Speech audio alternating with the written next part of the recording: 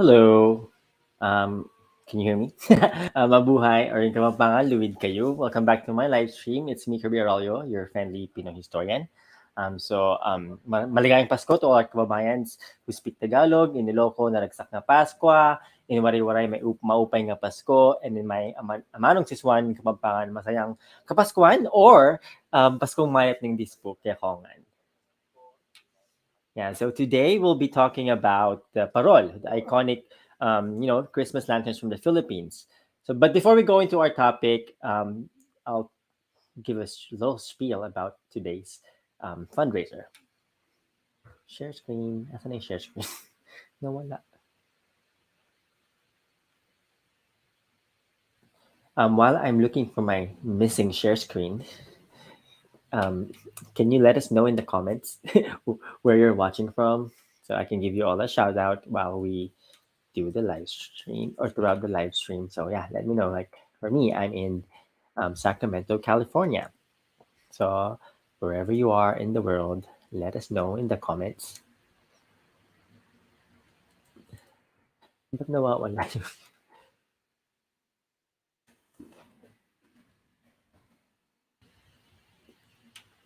Ayan. Happy holidays from Notch Zuniga. John Gabriel's watching from Santa Maria, Bulacan in the Philippines. San Luis Obispo, dito lang yan, malapit lang. Josh Aaron, how do I say that? Aronson. Binyan, Laguna. Cool, yay. Oh, I think I found my slide. Sandali lang. Sorry. The tech work is not working. Nasaan na yung slides?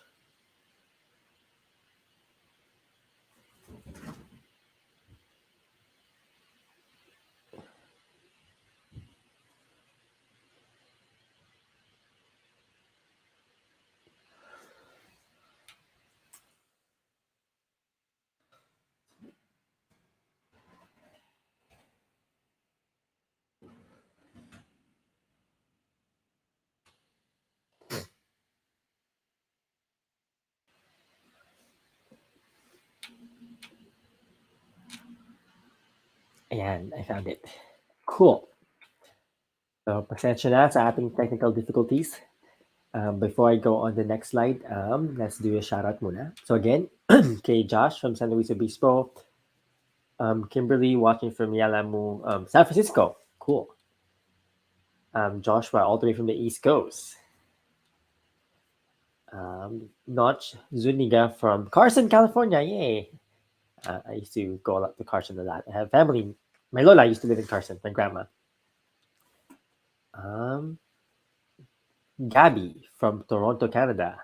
Wow, thanks for staying up late. Kay Di Malanta, I think I know this guy. Team Florida, Blanca, Pampanga. Cool. Welcome, and yeah, so I'll share why we're doing this live stream for this whole holiday season. Yeah, thank you for joining. Sorry, hindi pa ako masyadong sanay sa StreamYard. There we go. Yay! Excuse me. So yeah, I'm doing a series of live stream this week last week and this week to help raise funds for our kababayans who are affected by the typhoon Odette in the Philippines. So all donations will be going to occur through NAFCON, the National Alliance for Filipino Concerns. So NAFCON, for those who are not familiar, is an alliance of Filipino organizations, institutions, and individuals like myself that respond to the concerns of Filipinos in the U.S. and in the Philippines. And we do this through our different pillars. My pillar is culture and heritage. There's an education pillar, health and wellness pillar, and advocacy pillar. We at NAFCON, we ensure that your donations reach the impacted communities timely and efficiently. And this is part of our ongoing annual biennial community response campaign. So we consistently respond to the needs of the people back in the Philippines through relief, rehabilitation, rebuilding, and risk reduction before the typhoon. So we partner with tried and tested local community-based organizations to provide timely and effective assistance to the most impacted communities in the Philippines. Yeah. So we've been doing this for many years now, especially during Typhoon Haiyan. We raised over $1 million for our kababayans in the Visayas who were affected by Typhoon Haiyan. So yeah, let me give you a quick update on our fundraiser so far. So if you have the capacity to donate, make sure to donate in the links down below. You can see it scrolling underneath me. tinyurl.com 2021 typhoons. Oh yeah, before I go on to the fundraiser update, if you can join us tomorrow, Wednesday, December 29th, 4 p.m. in Hawaii, 6 p.m. in California. We will be having our situation report with our partners from the Philippines. So they'll be giving us reports on the ground. So join the webinar. There's the link, tinyurl.com/bineyhand1221. So magkakaroon ng ano, what do you call this? Yeah, updates from the ground, from our partners on the ground on what's going on with relief and, you know, rehabilitation effort that's going on in the Visayas and Mindanao and Palawan. So we have partners who are, on the ground in the different barangays in Samar, in Leyte, in Iloilo. So they'll be giving updates from the ground. So join us tomorrow. Yeah, salamat. So update for our fundraiser. So far in the last week, we were able to raise $14,199.37 as of December 27, 8 p.m. PST, or currently my time, 12 minutes ago. This is what we have, or 709,000 pesos. So that's a lot of money to help our kababayans. But our goal is to actually reach $100,000 by the end of the year. So we have a few more days left. So if you have, the season of giving, if you have the spare change to donate lang kayo dun sa link that you can see on the screen. Yeah. Yeah. So that's why we're doing this today. Ayan, yay! So, today, again, our topic is all about paroles in the Philippines, or the Christmas lanterns from the Philippines, and we have a very special guest. So, our very special guest, we were supposed to do a collaboration last year about paroles, but my bad, I did not follow up. Or did I? Just kidding, I don't remember. But anyways, I'm happy and excited to introduce our guest for tonight in the US, or today in the Philippines, wherever you are in the world. Again, let us know in the comments where you're watching from. But yeah, so our guest for this evening or today is Professor Dominic Juntado, or Juntado, wherever you're from. So if you're in the Philippines, it's Juntado. If you're from California, where our guest used to live, it's Juntado. So yeah, Professor Dominic Juntado, it's recently with the Interdisciplinary Studies at Department at the Far Eastern University in Manila, and teaches cultural studies subjects. And when she isn't facilitating classes or doing research on giant lanterns or political culture, she dedicates time to Kapampangan advocacies and her research passion, that is interactive educational entertainment. So without further ado, let's welcome Professor Dominic Juntado. Thanks for the very warm welcome, Kirby. Welcome. Exciting. Nakalasalamat. Nakalmuna mang salamat. Yeah, can you tell us a little bit more about yourself before we move on to some history stuff that I did Well, not mention in the bio intro? well, for the 2 degrees, I got them from the University of Santo Tomas, and Mm-hmm. for my PhD, I got it from University of the Philippines, Diliman. Wow. Yeah. Mm. I have Uh, boba. the the thing about lanterns is that I've been into trying to read lanterns for since I think it was in 2016, Mm-hmm. 2015, 2016. Um, Although my interest in trying to understand what type of meanings that they could convey actually stems back as far as age 11, when I first saw the lanterns oh. that were along the Mm-hmm. intersection of San Fernando. Yeah. Because if you're coming in from Manila, Mm-hmm. aside from the lanterns, I'll be showing some images later. Mm-hmm. Aside from the lanterns which would greet you if you're coming in from Manila, there's this lantern row in which the uh, the industries, these would Yes. already be the Parul San Fernando. Mm-hmm. Mm-hmm. They're lined up there, and it's a series of stores selling Capiz lanterns, Mm-hmm. LED, and so on and so forth. Yeah. So those always interested were always interesting for me. Sorry, I'm typing what our topic for today. I forgot to put it in the banners. Yeah. Can you tell us a little bit more about what you mean by reading lanterns for those who are not familiar? What do you mean by reading lanterns? Okay, I'm sorry. I believe I got technical there. Okay. Yeah. Unless if you're a literature major, Hmm. the act of reading, it doesn't stop with the regular stuff that we read off of paper, like text or anything.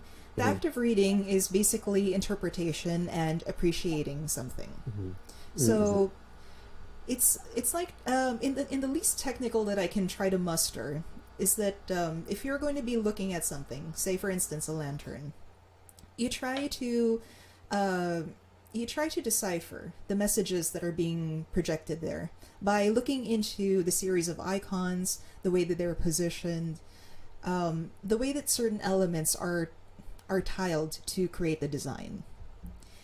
And aside from that, you have to consider the background music, which would usually give the reference, or which would complement the reference that is being projected on the lantern. And you have to treat it Hmm. like you have to treat it like you're reviewing art, Hmm. because art is created to be responded to. Hmm. And when we look at the giant lantern, it's created to be responded to Yeah. just as well.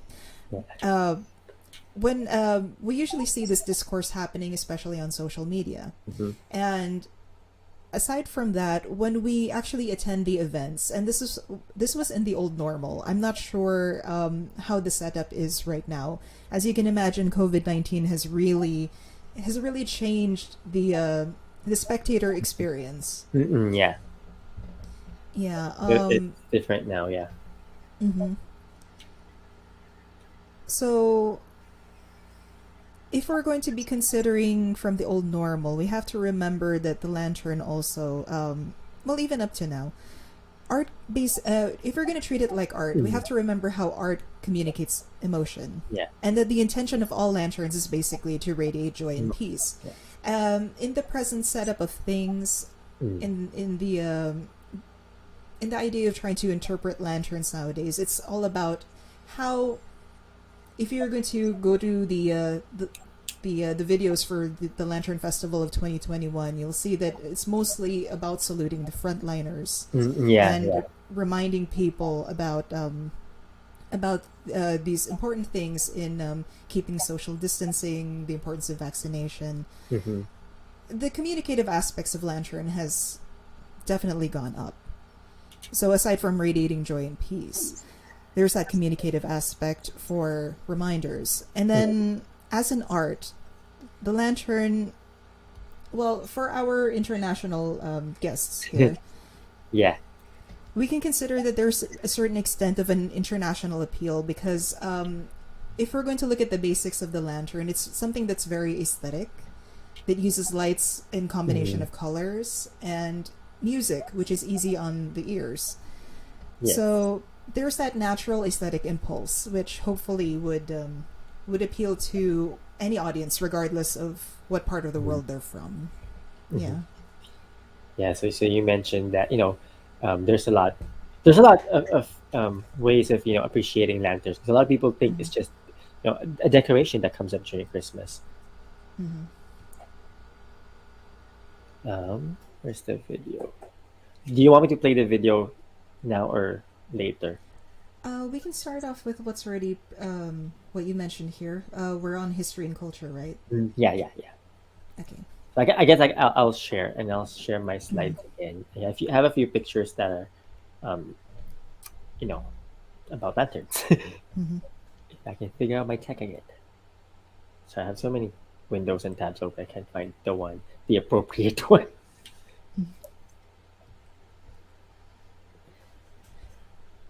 Uh,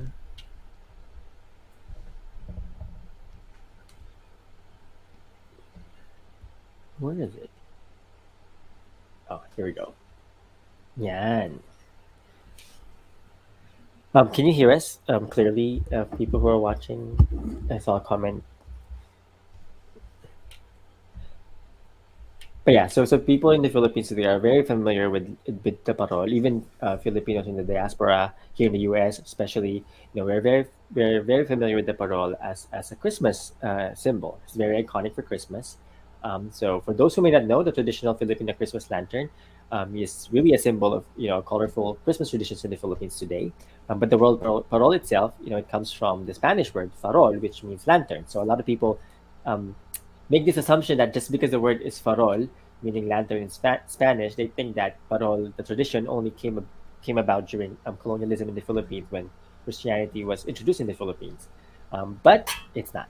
So we'll dig a little bit deeper into the history of parol. I did make a video about the history of parol in English back in 2018, and another one in Tagalog last year. So if you want to um, watch more or learn more about it, you can watch my older videos that I made on my channel. But yeah, anyways, as a Kapampangan, I do take pride in our colorful paroles. It's a very Kapampangan tradition. Even if you look at the official history of parol, it starts in Pampanga, and this is the Giant Lantern Festival in San Fernando, Pampanga, which you mentioned earlier. Professor Dominic mentioned earlier. I believe this picture is from this year, by Gerald Gloton. Sorry, the banner is covering the photographer's name. Yeah, and so this photo is from by Gerald Glotton. It's the most recent Ligligan Parul or Giant Lantern Festival in San Fernando, Pampanga. Yeah, so a lot of people think that Parol is very Christian, very Catholic, very colonial. So if you ask Filipinos today, the vast majority of them would say that the star-shaped Parol represents the Star of Bethlehem that guided the three wise men or the three kings to where Jesus was born, and it symbolizes triumph of light over darkness. So it is commonly accepted that this is a Catholic tradition. Well, now it is a Catholic tradition, but I'll share a little bit more about the pre-colonial roots of this uniquely Filipino, not uniquely actually, a Filipino tradition. So it is commonly accepted and officially recorded in history that the original parol was crafted by a Kapampangan artisan or artist named Francisco Estanislao back in 1908. And it was made with the bamboo and papel de hapon. So if you're in the Philippines, I'm pretty sure you're familiar with the papel de hapon, the really thin Japanese rice paper. We call it papel de hapon, but it's really just rice paper, a really thin paper, colorful papers that we use for different things, for arts and crafts, especially making lanterns. Yeah, so I have a few pictures, old pictures of parols from Pampanga. But anyways, according to the official history, when electricity became so first, Estanislao, sabi nila, they created parol, or Estanislao invented parol in 1908, and then in 1930s, when there is more accessible electricity in the Philippines, the Christmas parol evolved into the colorful and vibrant dancing lights that we are familiar with today, that we see in the streets in Pampanga, in the streets anywhere in the Philippines that celebrates Christmas, which is the majority of the Philippines. But this history is somewhat incomplete. Before we dig deeper into the parol making history of the Philippines or Pampanga, I just want to read what pictures we have on screen. So on the left side is parols in San Fernando from 1904. So 4 years before the official history by, na sinasabi nila 1908. So this parol is from 1904 from the National Library of the Philippines, from the Luther Parker collection. And it's parols in San Fernando, Pampanga back in 1904. And then in the middle, we have Barangay del Pilar's entry during the Ligligan Parol Giant Lantern Festival in 1940s. It's a photo for the photo collection of Mr. J. Valencia from Old Pampanga Facebook group. And then on the far right side, or my right side, I'm not sure which side you see it. On my right side, you see San Jose's entry in the Ligligan Parol, or the Giant Lantern Festival back in 1947. And this picture, I'm not sure, I couldn't find the original source of the picture, but it's from the Old Pampanga Facebook group. So if you want to see Old Pampanga history, check out the Facebook group. There's a lot of old pictures there that they share. And again, you can see the different older parols that we have been traditionally making in Pampanga. So yeah, today San Fernando, Pampanga is very well known for this Christmas as the Christmas capital of the Philippines because of the parol making industry and the Giant Lantern Festival, or as we say in Kapampangan, Ligligan Parol. And yeah, so this is a big festival, which maybe Dominic can share more later, because you're from San Fernando, right, Dominic? I'm not gonna make Yeah, yeah, I'm a Fernandina. Hey, so I'm Angelenyo. She's a Fernandina. We're neighbors. Angeles used to be part of San Fernando, so maybe I was once a San Fernandino. Just kidding. But anyways, these It's are some old interesting. pictures. Go ahead. What were we saying? It's interesting you mentioned. Sorry about that. There's no option to raise hand here, right? Yeah. So it's okay. You can interrupt me anytime. This is Sorry, a very casual chat. sorry. I'm usually used to Zoom and MS Teams, the Yeah, usual, yeah. the school stuff. It's interesting that you mentioned the connections between Angeles and San Fernando because if we look at the way the festivals are being celebrated now. Um, Angeles now has the Lubenas, which is being said as the origins of the Ligligan Parol, Mm-hmm. while Ligligan Parol, on the other hand, is being celebrated by San Fernando. Yeah. They're binary opposites in the sense that we're looking at something. In the case of Lubenas, it's something very solemn, Mm-hmm. Mm-hmm. and then if we look at Ligligan Parol, it's very garish, it's very loud, and Yeah. Yeah. yeah, right. Very Uh, pop culture. mhm. The images that you shown earlier, if everyone would notice here, I'm sorry, I don't know if I'm already overlapping on your No, that's okay. discussion, Sir Kirby. No worries. I think it's interesting to point out the size of the lanterns. Mm-mm. That's actually a very significant detail from the well, yeah, it's very distinct compared to today because today's giant lanterns are literal behemoths. Mm-hmm. We're talking Mm-hmm. 20 feet. This is the standard 8 feet, I believe, 8 or 12. Yeah, it looks like that. 8 or 12. And Yeah. the thing is, these lanterns are propped on vehicles, and there's something keeping this lantern up, so we can't consider this full height the way it's projected right now. Mm-hmm. Mm-hmm. That's true. Yeah, I'm Yeah. done. Sige, Please continue. I'll show the present day Mhm. paroles San Fernando or the giant paroles. So yeah, from the earlier slide, we saw the smaller, quite smaller but still giant lantern from the 40s, 1940s, and this is the one from today in the 19 not 1920s, 2020s. Yeah, so they got bigger, and more, and you see more light bulbs, you see more colors, and they became more dancing. And I Mhm. Right.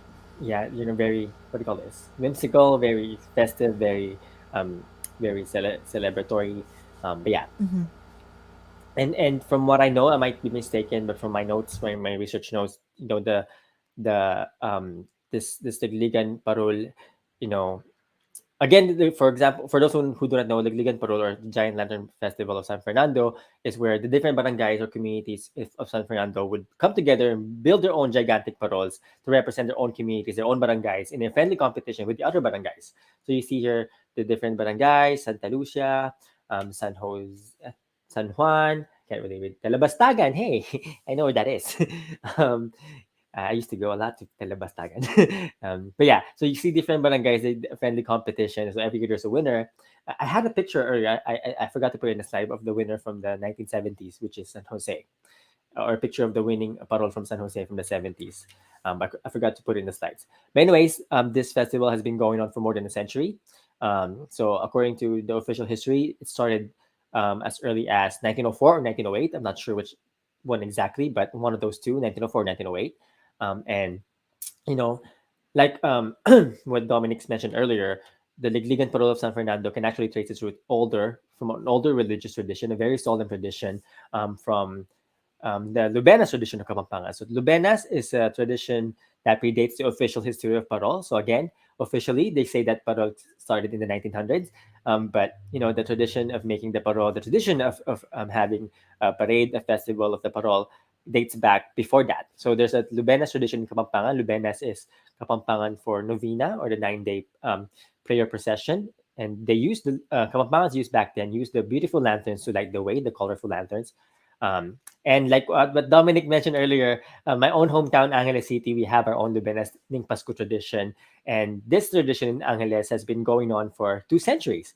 And it's a tradition that hasn't stopped since it started in the 1830s. So I'll show some pictures of the 2016 Lubenas Ning Pasko in Angeles City, Philippines, where I was born and raised for half my life, or a third of my life now.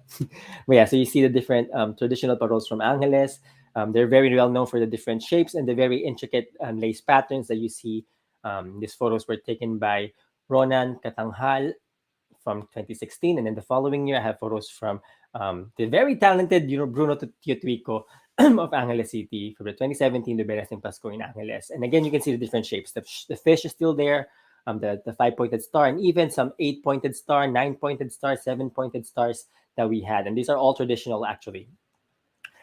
So so again, if you look at the official history of Parol, even the colonial history of Parol, it always traces back to 1900s, and after that, Lubenas in the 1800s, 16, 15. Wait, when did Lubena start? In Angeles, it started in 1830s, but in Bacolor, Pampanga, it started way before 1830s, which I can't really remember the date.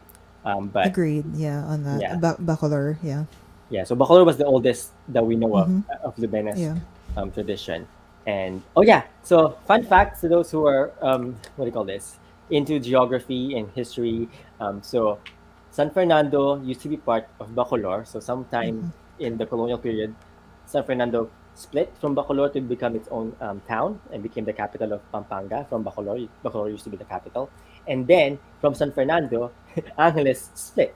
So at one point, Angeles, San Fernando, and Bacolor were just one big town in Pampanga's history. So you can see that the tradition of the festivals around Parol, from Bacolor to San Fernando to Angeles, it's really deep in Kapampangan history. So if we really look at beyond the colonial, mindset or the colonial perspective of Philippine history, you'll see that the roots of Parol goes all the way back before the advent of Christianity. And according to Kapampangan elders and scholars, especially those who are with Sinupan Sing Sing Incorporated, or Aguman Sinupan Sing Sing, the Center for Kapampangan Cultural Studies and Research Institute, led by Bapang Mike Pangilinan and Darang Joy.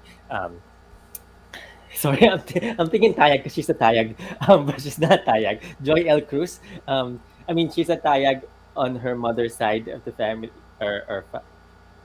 basta, we're related through the Tayag side. So sorry, Tita Joy, Darang Joy.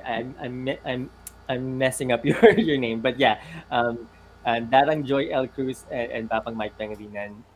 Thank you for all the research that you're doing in preserving and all the work that you're doing in preserving the Kapampangan history and culture. But anyways, according to the research of Aguman Sinupan Sing Sing, the pre-colonial traditions or the parol has pre-colonial roots, not just Christianity or Catholic traditions. So it goes all the way back to the pre-colonial traditions of Daon. So in Kapampangan, Daon literally means offerings to the spirits, offerings to the dead. And back then, before colonialism, um, lanterns or the parol that we now know today was used to light the way and light the path to guide the spirits of our ancestors. Because back then we really revered the spirits of our ancestors, so they used parol to light the path of the spirits of our ancestors back to back to us during our own version of the Day of the Dead. So we also had our own Day of the Dead traditions before colonialism, although it's not the same date, it's not the same exact tradition, but we had something similar, and they used parols or lanterns to light the path of the spirits of our ancestors back then. So that's according to Kapampangan oral traditions and the research done by Aguman Sinipang Sinsing. So yeah, in short, the Kapampangan parol or lantern has long been used in festive occasions and spiritual traditions, from pre-colonial Day of the Dead to the Catholic tradition of Christmas. So it shares a lot of. It actually also shares a lot of similarities with the different lantern festivals in Asia. So people always think that parols in the Philippines, have more connection with the Western world because it's Christmas and stuff. But if you actually look at the pre-colonial and even the older traditional parols from the 40s, from the 30s, 1900s, the shapes are also very similar to the traditional parol that you'll find in the different parts of Asia, like in Thailand and even in India in the Diwali festival. So they have the same traditional parols or lanterns that were used quite differently, but still similar, and they have the same roots. But yeah, that's a little bit of parole history. And again, I made a video, older videos about it, and then yeah. So these pictures that you see are from my hometown of Angeles City, where our traditional paroles are very, very. Oh, I find it unique.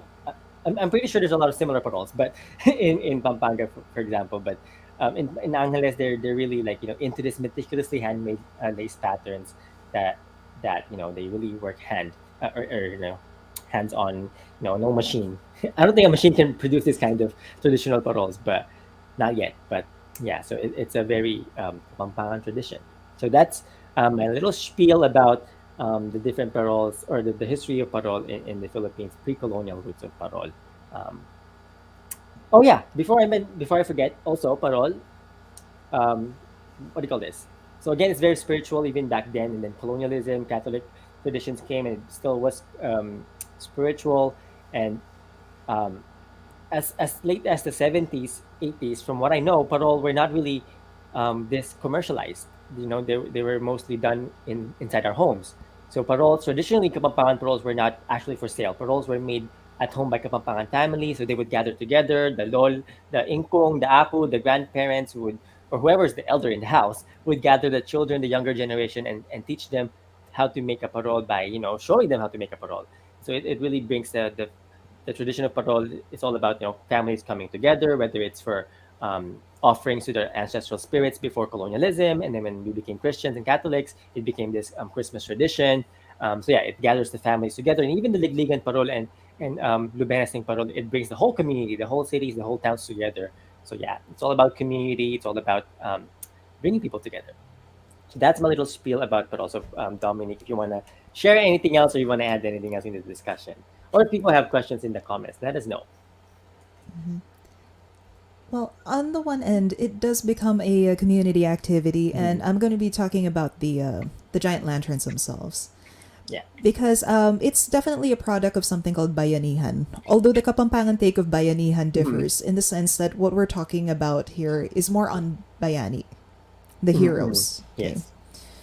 So when people do come together to create it's a labor of love if we think about it, because it's a very expensive work. product and a lot of work. Technically, everybody somehow has a role, even if they're not hands-on on the lantern. And this is something that Arvin Bondok Kiwa, he's from Purok 10 of Santa Lucia. He told me about this, that sometimes there would be an auntie who would bring a stew, and the workers, everyone working on the lantern would snack on that. Someone would bring corn, someone would bring turon, some snacks. Yeah. Yeah, it's like everyone has a contribution in a way. Although for some others it could be indirect. Well, let me ask you this: with you being an Angeleno, how do you know? How do you know a lantern is from Angeles? From growing up, it's the lace patterns that I usually associate with Angeles. Yeah, and What else? it's I feel like this is a test that I'm failing. It's been a while. Excuse me. Is there anything that I missed?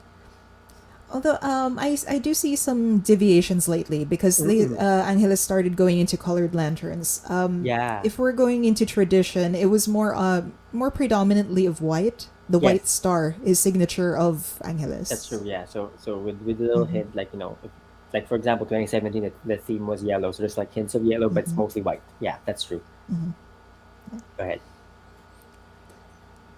Yeah.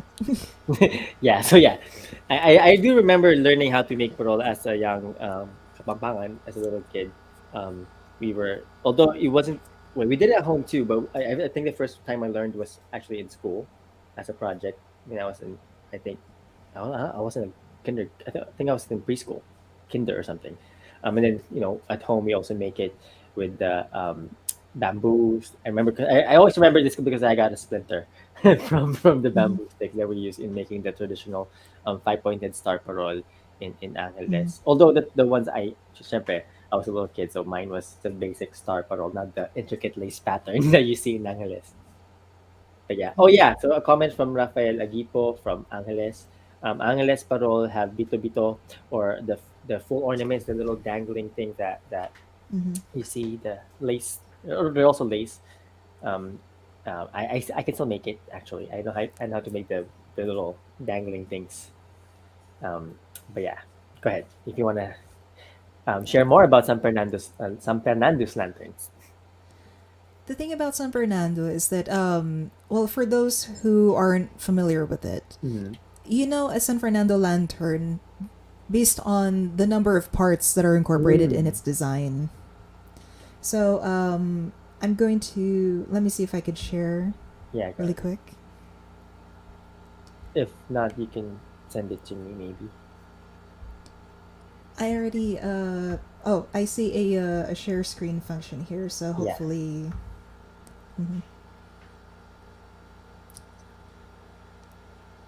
I think we have a question while I'm digging in my archives. I think we have an inquiry from one of our audience. They were asking about the linguistic aspect of parol, like if it's possible to come up with one that's separated from the Spanish. Oh, is it this comment from Nicolo? what do you call a parole that doesn't have any Spanish influence? I forgot to mention there are quite a few names in Kapampangan for the traditional parole. One is Sulu, which really means lantern or light. And then there's Sulu, there's Sumbu, Sulugi, and Paritan. So those are different Kapampangan terms from parol that existed before colonialism, and I'll put it in the banners in the on screen. But yeah, I'm not sure how they call it in the other languages. So in Kapampangan is Sulu, Sumbu, Paritan, or Sulugi. Ay, nawala. Sorry, let me type it. What I want to ask though is that how significant does it make a difference if Mm. I'm trying to Mm.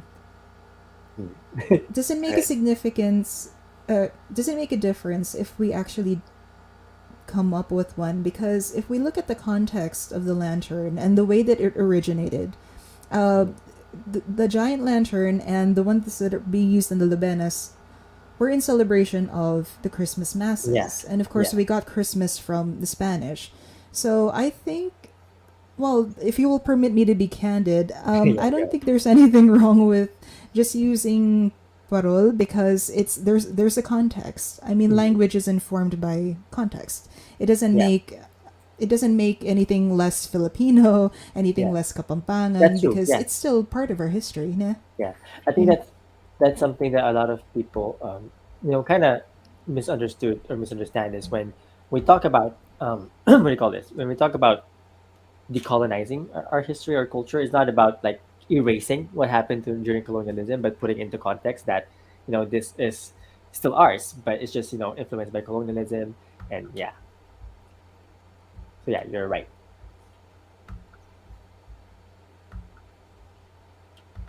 I'm trying to find the correct spelling of the different Kapampangan terms, pre-colonial terms for lanterns or parol. I don't want to misspell or forget the accent that is needed. Mm-hmm. So yeah, feel free to speak.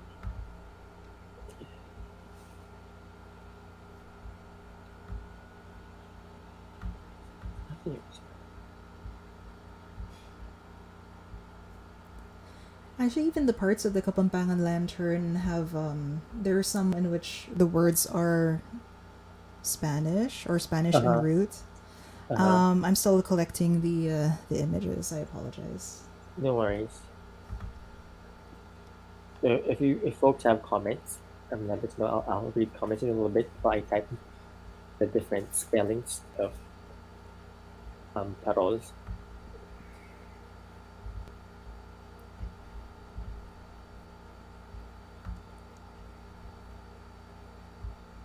I'm gonna try sharing screen now for the Okay.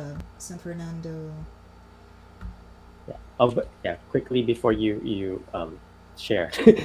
So yeah, you can see on screen now how the different words in Kapampangan that refer to parol before colonialism. So we have sulu, sumbu, sulugi, and oops, wrong spelling is paritan, not Parsian. I think I autocorrect to Parsian.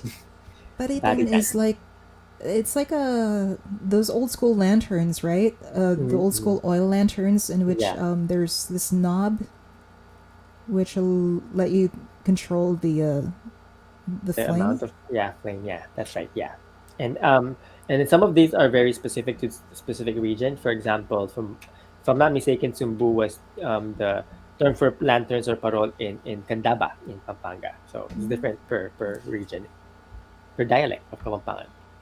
But yeah, so I'm gonna hide the text now. But for those who were asking the different names of parol before colonialism, here's the the different terms for parol. And yeah, so while you wait, or are you gonna share your screen now? Or I can take Are on we the done with matter. this part? Yeah. Go ahead, Okay. sorry. So for those who are just tuning in, we're talking about the history and the culture behind the colorful Christmas lanterns from the Philippines. And not just the Catholic or the Christian history of it, but also the pre-colonial roots of it and um, how we appreciate parol in Pampanga in the Philippines. Is it showing up? Not yet. Huh. Is it? Huh. No. Oh no.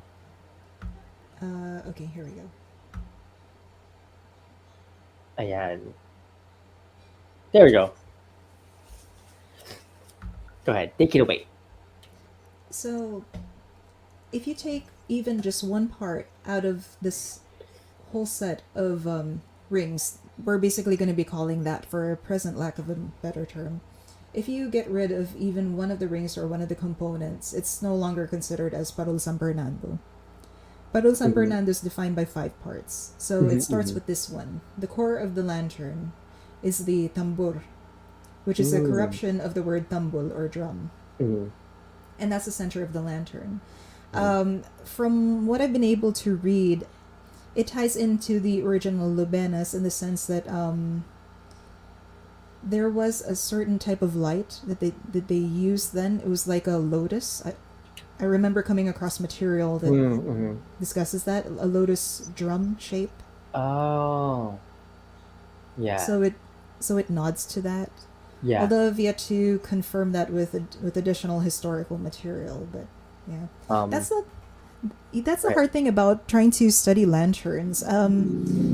If you're going to be looking for related literature and media, it's always going to depend on who you know who's already studied Yeah, yeah, lanterns. yeah. It hasn't been a habit to really upload one's content. Mhm. So That's right. it's Yeah. yeah. And then the next part would be, can you see this one? Has It it has changed it. yet? Not yet. Not yet. Oh no. So yeah. Um, if you're just joining us, we're talking about the different parts of the traditional Parol San Fernando, or the traditional giant lanterns of San Fernando, Pampanga. Or not just giant, even the regular shape sizes ones. Oh, we're back at number. Hold on. There we go. Oops. Nawala. Yeah, we were there earlier. I guess I should have just came up with a PowerPoint. I thought it would be easier Oh with yeah. this one. Yeah. Anyways, I'm still trying to figure out StreamYard then. So good. okay, 31, yeah. And then the next layer after the tambor would be the siku-siku. So it's The derived from elbow. the word siko, meaning elbow, which is fitting of the repetition of the angles to form the star. So Mm-hmm. it's the second one right here. Oh And then yeah. our third would be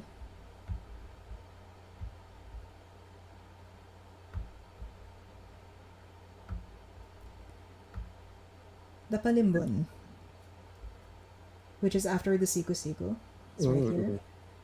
It's a series of circular shapes on the outer rim. It symbolizes the procession, the act of going around town, and its religious connotation. Yeah. This is something that they don't do anymore for the giant lanterns because of the lantern size.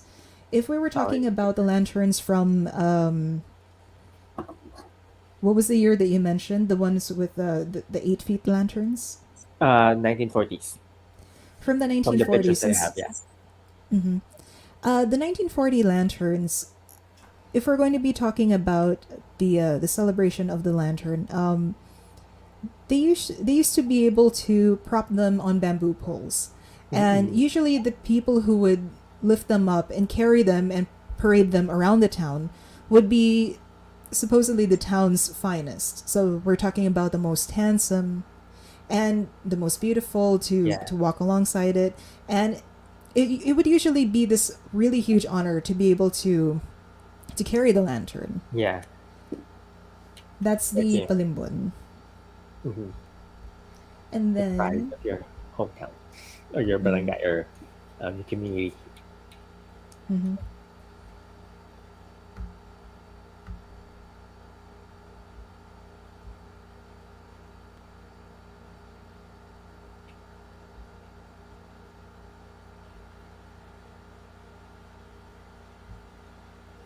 Sorry, I think it was 4 parts, not five. Okay.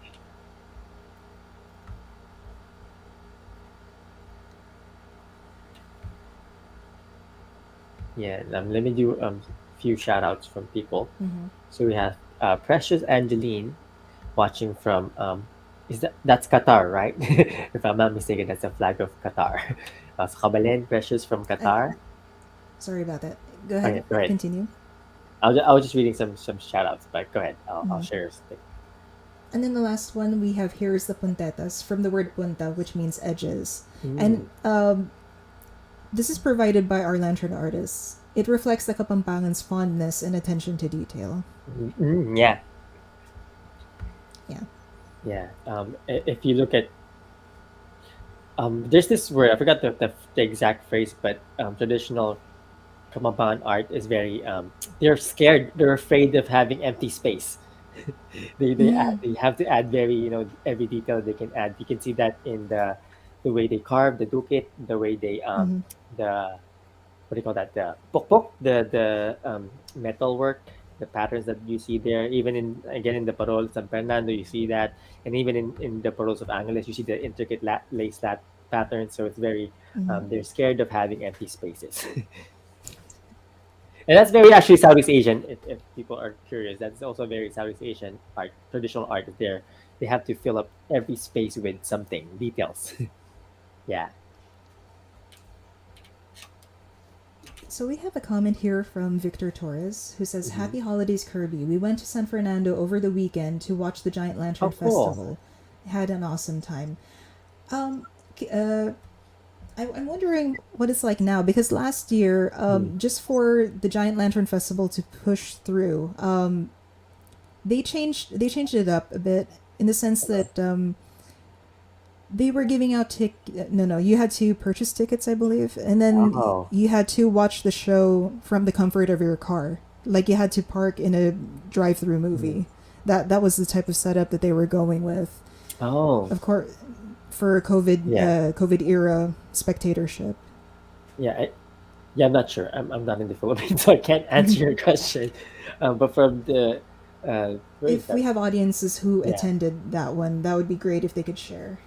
Yeah. So if you were in this year's Giant Lantern Festival of San Fernando, let us know in the comments how the setup was, how the logistics were. How Hmm. did you watch? But I do remember as a little kid watching the different, or driving to San Fernando just to watch the Digligan Parade back when it was still in Pascuhan Village.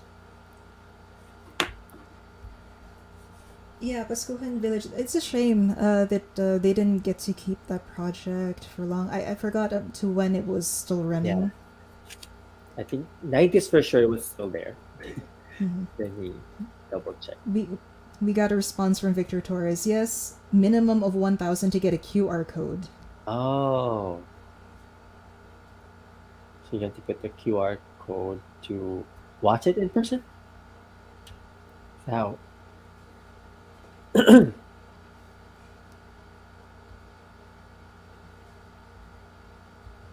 Yeah. Um, I was trying to find my slide. I lost it again. Hmm. But from the pictures that I showed earlier, the one from Gerald Cotton, you can see the puddles from this year's um, festival. Interesting you mentioned this year's festival. We have a few images from the city of San Fernando. Mhm.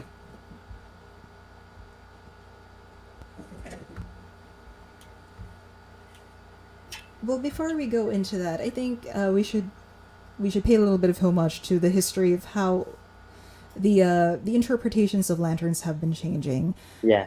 I think it's safe to say that we've gone beyond the territory of the longest Christmas, Yeah. and this has been going on since I want to trace this back to 2016 Mm. because in 2016 there was this particular lantern in which it was created by Arvin Bondokiwa. I think it would be right for him to have the credit for it because after the study that I've conducted on Mm. the different symbolisms that have been projected on the lantern, that was the other part of my study for Mm-mm. UP Anthro, Yeah. and it was this particular lantern artist who had this practice of embedding messages in lanterns, Mm. and we're not just talking about icons that are usually going on the designs. We're even including words. Mm. So his practice for the longest time has been to include Bible passages. Mm-mm, yeah. But then we started going beyond that in the sense that he wanted to experiment on the different reactions that he could get from people. So Mm-hmm. this is the part where we talk about the lantern being a form of art which would encourage discussion. Mm-hmm. So it's not just going to end as a reaction to something that looks really pretty. He wanted to encourage people to really think about the messages being projected. So that Mm-hmm. said, there's this one reference from 2016. I'm going to share it here. Sige.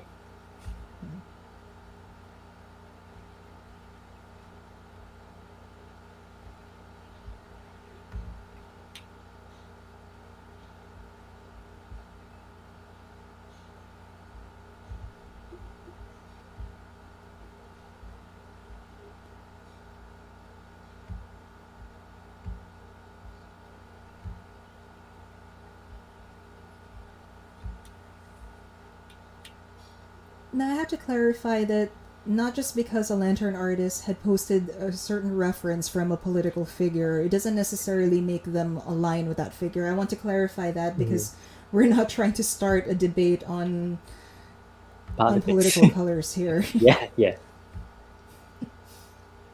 Can we see this one? There we go.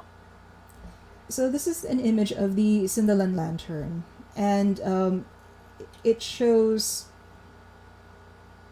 I don't know if the proper term is patriotism or nationalism, since we have Mabuhay Pilipinas and references to the Philippine flag. Mm-hmm. Of course, we have the sun and the Philippine colors, Mm-hmm. and then Kiwa ended the presentation with this last particular design, which reads, "My God, I hate drugs," and then at the same time, it plays an audio of Rodrigo Duterte Mm-hmm. saying the line. And this is an example of what I mentioned earlier about reading lanterns, where the imagery is being paired with the audio so as to be able to confirm that your understanding of the message is correct. Because if we look at the essence of a lantern, what we're talking about here is that we're trying to convey something through images. Of course, the imagery would be possible through the tiling of certain shapes, because Yeah. if you look at a lantern when it's off, it's just a bunch of Tiles. geographic things, right? Yeah. Geographic, ano ba to? Geometric Geometric, things. They're yeah. figures. So yun. So from 2016,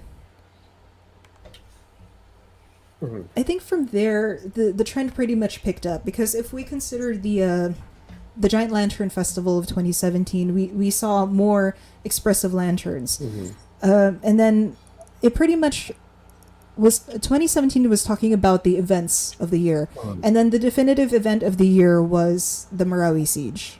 Mm. That's right, yeah. So I have a few.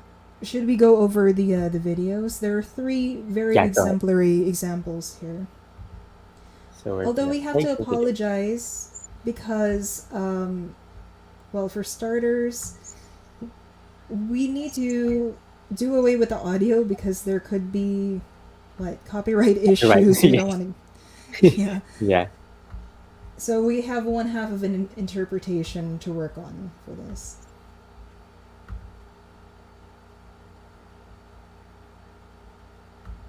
So we're gonna see some videos of patrols in Pampanga in This is Lalabe.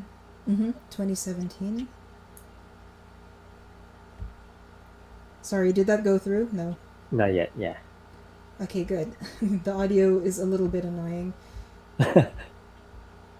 Yeah, so Yeah, unfortunately we can't show you, or we can't play the audio part, yes.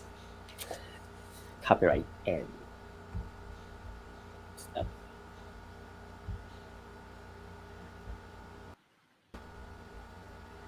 So while we wait for the video, I'll do some shout outs. Oh wait, it's here now, so never mind.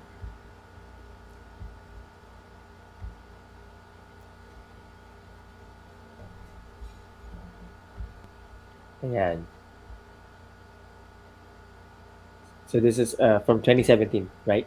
The Yeah, 2017. giant lanterns from San Fernando, Pampanga.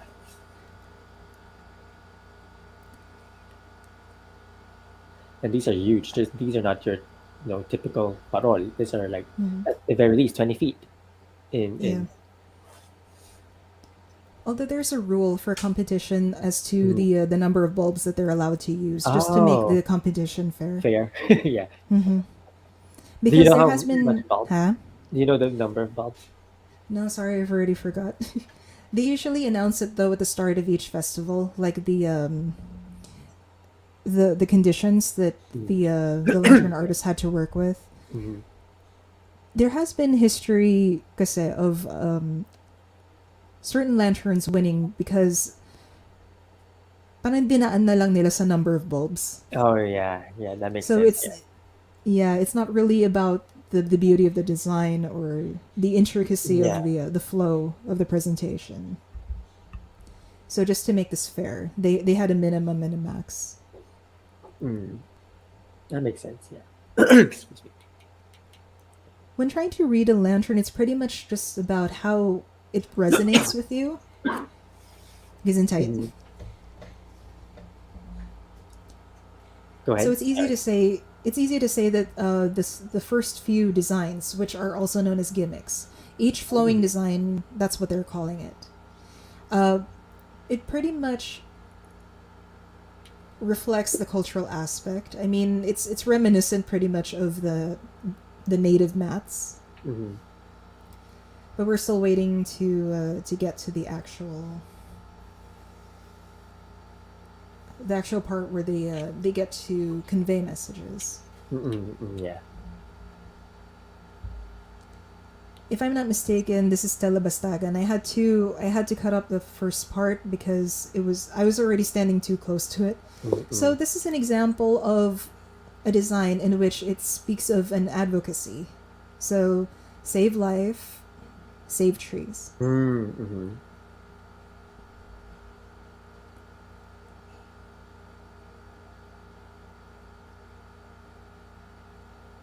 Wow. I bet it's even better when we have the music. Yeah, it's a lot better with the music. Technically, if you're trying to read a lantern, one half of your interpretation could be off if you Comes don't from hear the the audio. yeah, comes Hmm. from the audio. Yeah.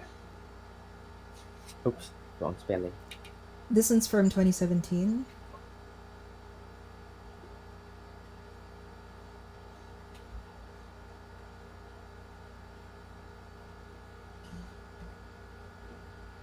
Yeah, so you can just imagine how many bulbs they have in that lantern alone. Yeah. For copyright issues, I guess I should also mention that this is from my archives. So I did Mm-mm. the documentation for this one, and Mm. that's the reason why it's cut off because I was already at the part of the audience in which it's pretty close to the lantern, so it's hard to get Yeah. a full shot. Ah, And okay. this is from a nightly exhibition which was brought at Greenfield Square. That's where I Mm. that's where I watched Oh, it. okay. So this is not the actual competition itself. No. Okay. Thanks for clarifying. But yeah, so what we're watching are the giant lanterns from the 2017 Ligligan Parol of San Fernando. This gimmick right here is an example of how lantern artists use universally recognized symbols. So the joining of the hands, and they look like people, or they are people joining hands to symbolize unity. Hmm. And then you have the Philippine flag at the center.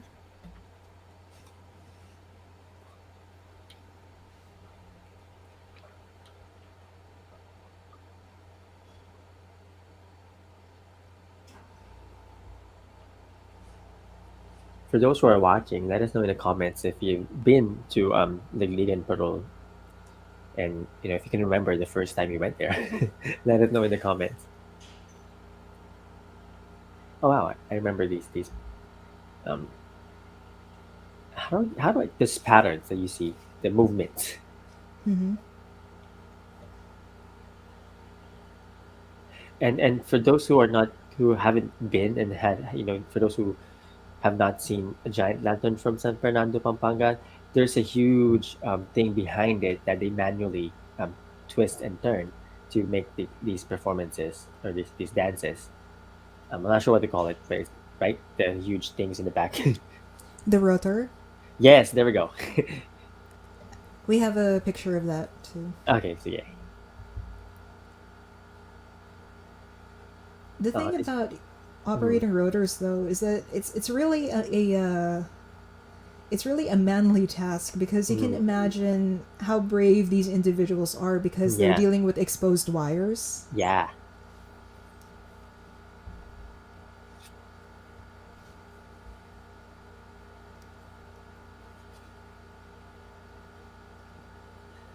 that's pretty.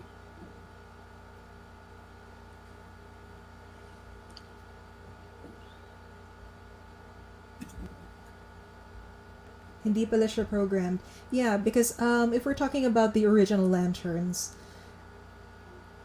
everything is being done by hand, and yeah, we'll just show you later on. We have some images from the CSFP Uh-huh. office.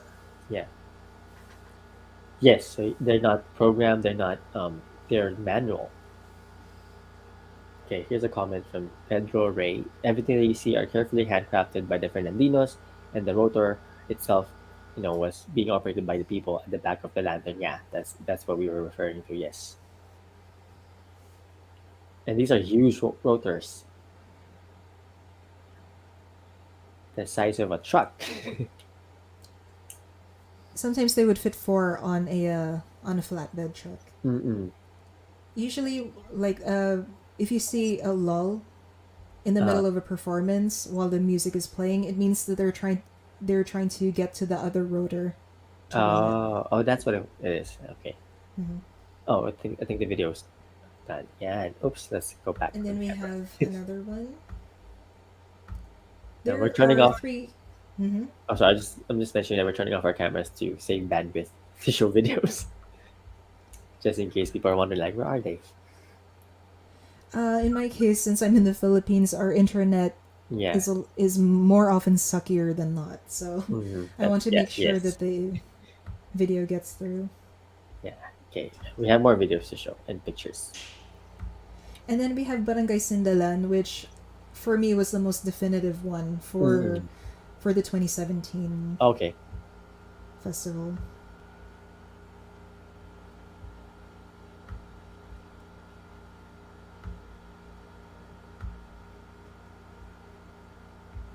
There we go.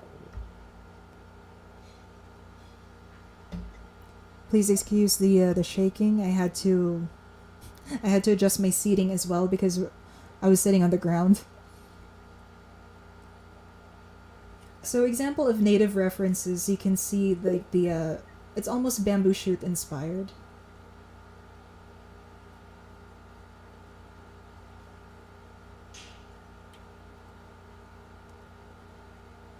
There's also the floral elements Mm-mm. going into it. The lotus. Is it against the rules to use programmable electronics like sorry, I can't pronounce that, I'm not sure. Would really simplify things. I'm glad you mentioned that. The thing about Kapampangans is that we believe in the pursuit of excellence and we believe in the quality of the craft.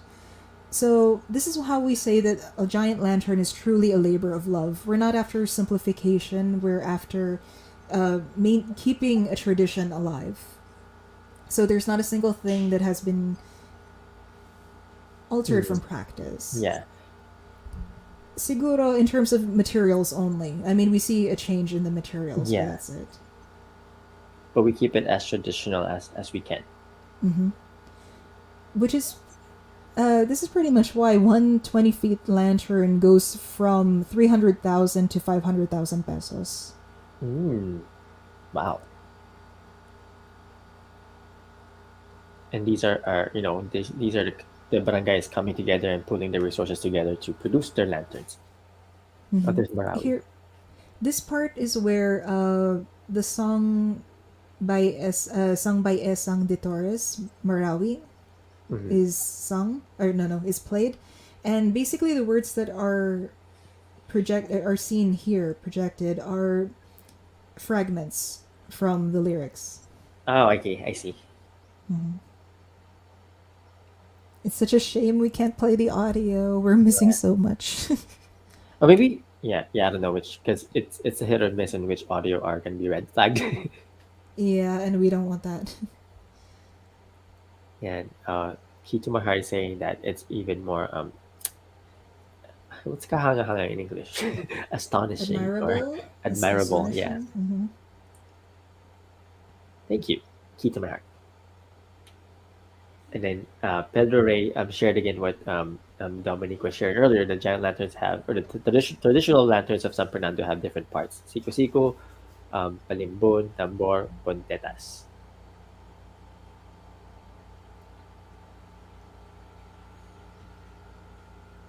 Yeah, so for those who are not aware, I'm pretty sure a lot of you are aware, but Marawi is a Muslim city in Mindanao that was, you know, um, ravaged by war,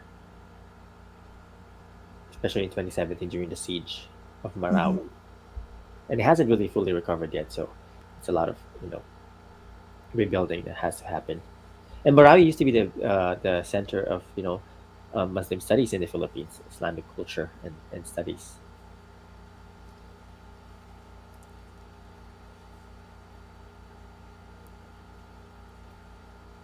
So the coincidental theme, which was shared in 2017, was this one, and it's pretty much among the political theme lanterns. So And 20, since then, yeah, the more expressive aspects of the lantern have been banked on. Especially yeah. we see that today continuing. Yeah. Oh, here it says peace, kapayapaan in Tagalog. Mm-hmm. Yeah.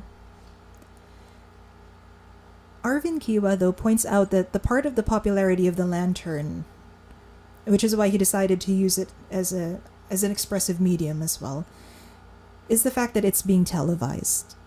Oh, yeah. The lantern artists could put their feelings and thoughts into the lantern so it would speak to the people. Mhm. This is what he exactly told me. Sometimes it could be tricky to add political tones to a lantern. Yeah. One can't do it in a style that points to certain people or the hot button topics that they're associated with because of the prospects of getting into trouble from it. Yes, yeah. That makes sense. Yeah. It's very common with the satire, if we Yeah. think about it. And so, if we're going to be using the lantern, the advantage is in the sense that it has the potential to be utilized as a medium because of the way we understand it and the way we see it Mhm. and receive it. Yeah. It's very informal. We associate it with Christmas, events and Mhm. histories, our personal memories of how we encountered it, and even the memories of the collective. And so, this is what allows them to carry this immediate tendency to open hearts and minds. And the lantern artist wants to bank on this in the sense that they want to help make new connections with what is being projected. So Mhm. this is where they're encouraging people to really think about the icons, the messages being projected. Yeah. And I think that on that same note, it's encouraging us to rethink what the political is to begin Mhm. with. Mhm. Mhm. Because we're usually when we hear the word political, for some reason, well, it's based on our framing because it's always what we're encountering on television. It's not always negative in the sense Yes. that it's not always about what we see on television, which is the slogan, political colors. Mhm. Mhm. Yeah. The very basic side of the political is that it's being in tune with the people. Mhm. It's how we Mhm. conduct ourselves with others. That's one. And another would be in terms of how we interpret the wishes of the citizens, the ideas that they have in terms of how they perceive governance or how it should be, the ideals that should be kept, the values and the goals which are important to this collective. Yeah. So when we take all of those ideas and then we try to translate them into symbols and metaphors and rhetoric, This is where the lantern can come in. The symbols that we see that are being projected, the good wishes that are being conveyed. Sometimes even for diplomacy. There's a history in which a giant lantern was made for ASEAN, and we'll go Oh into that yeah, later. I remember that one. We have one more video from 2017.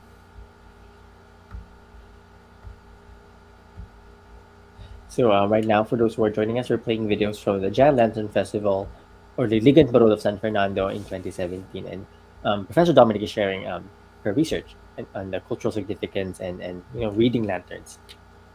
How do we appreciate lanterns?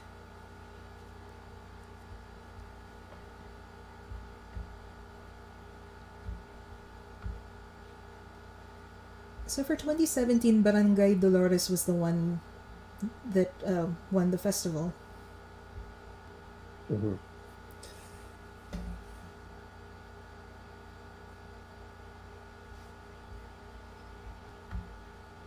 So this is the winning lantern from 2017. Mm-hmm.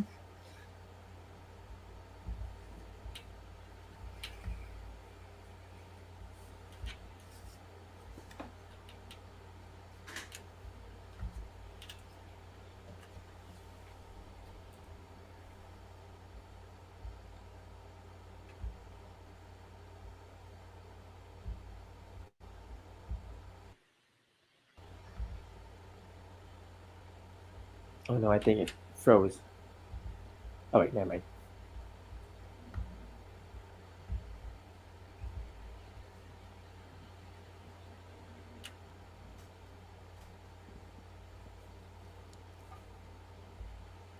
So basically, this goes to show that if we're going to be coming up with a politically themed lantern, and this is specifically shared by Arvin Kiwa, who started the trend, he suggests that opinions could be voiced as long as they're peaceful and diplomatic.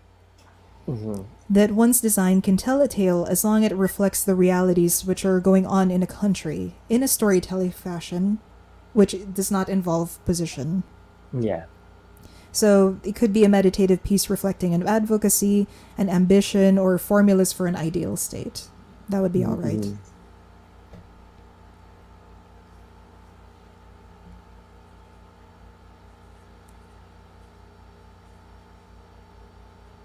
It's hard to be cunning, well, not just because it's something that's very exposed. Because if we talk about the lantern, we're talking about something that is very, very loud and obvious.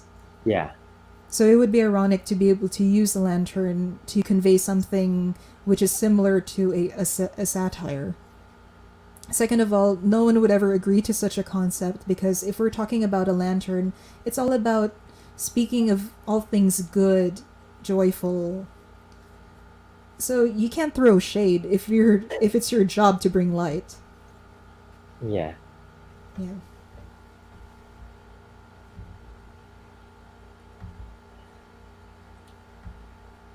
Eh, yeah. Excuse me. That's what we call.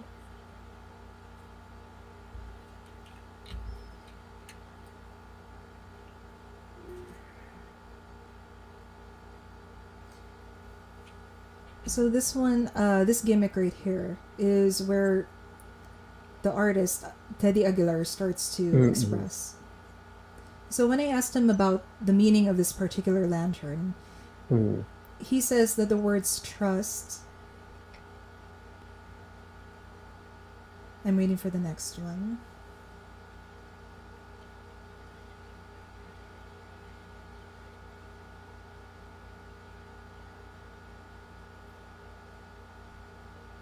Or perhaps I've already missed the previous ones while I was trying to. No. I Yeah. was trying to look for another image. Oh look, it's. There- Yeah. Go ahead. No, I'm still waiting for the other one.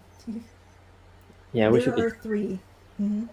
I was just saying, I wish we could share the audio because it's really different when you have the music playing to the beat of the light or the lights, dancing to the beat of the music. Mm-hmm. And in the corner, you see someone trying to document the festival as well. Yeah.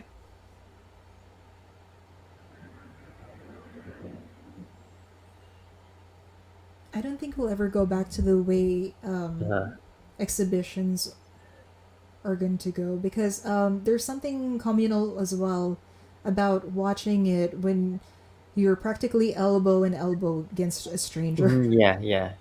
So it's really jam packed. Hmm. At that point, like, no one really cares. They just want to Yeah, have a good view of the lights. yeah.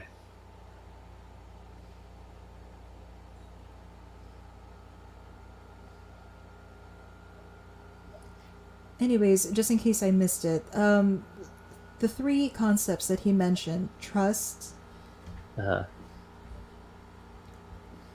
it he was talking specifically about how you would treat your fellow man, especially if you work in a large group. mhm. And it's unfortunate though that he doesn't expand more on the topic. Here we go. Freedom. It's an ideal that should be in any state.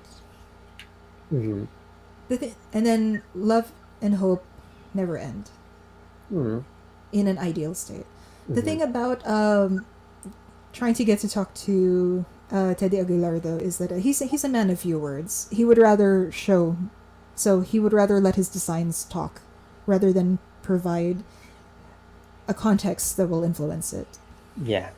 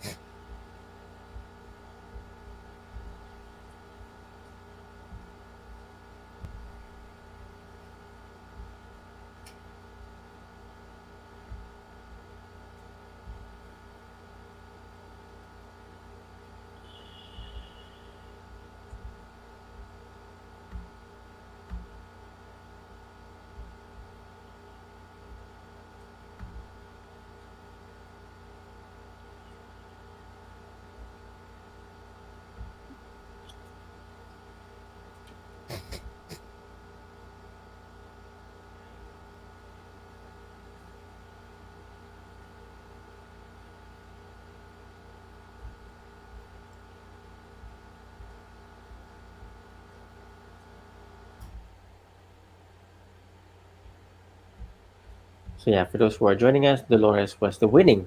Um, this is the winning lantern from 2017, if I'm not mistaken. Yeah, that's correct.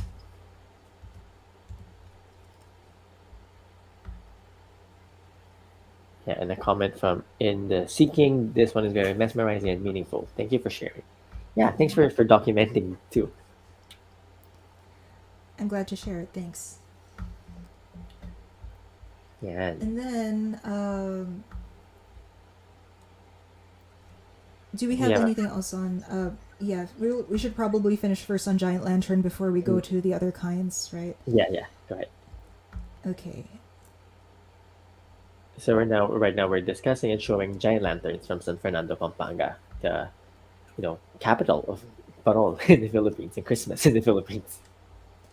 It's unfortunate though. I don't have a copy of the ASEAN Lantern in Mm. performance. Oh,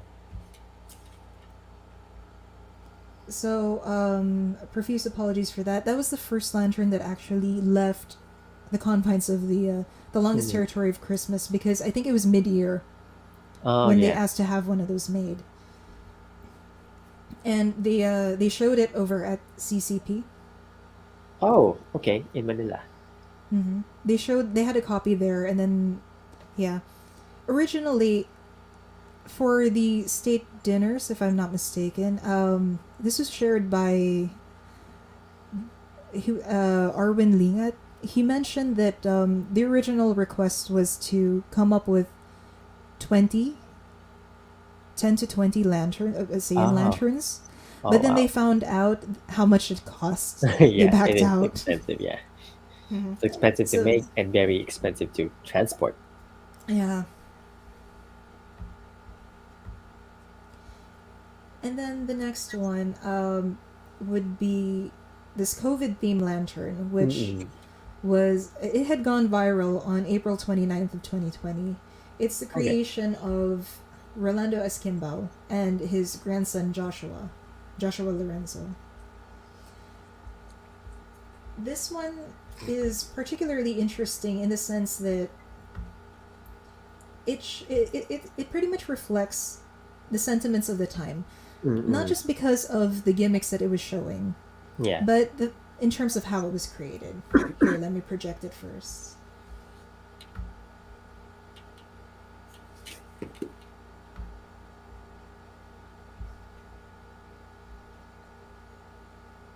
Oh yeah, I remember this one. Let me share. This one was particularly created using PowerPoint. Oh wow. The difficulty, though, in trying to come up with a design or an animation using PowerPoint is the number of slides. Mm-hmm. Because if you go overboard, then that's where it starts to lag. Mm-hmm.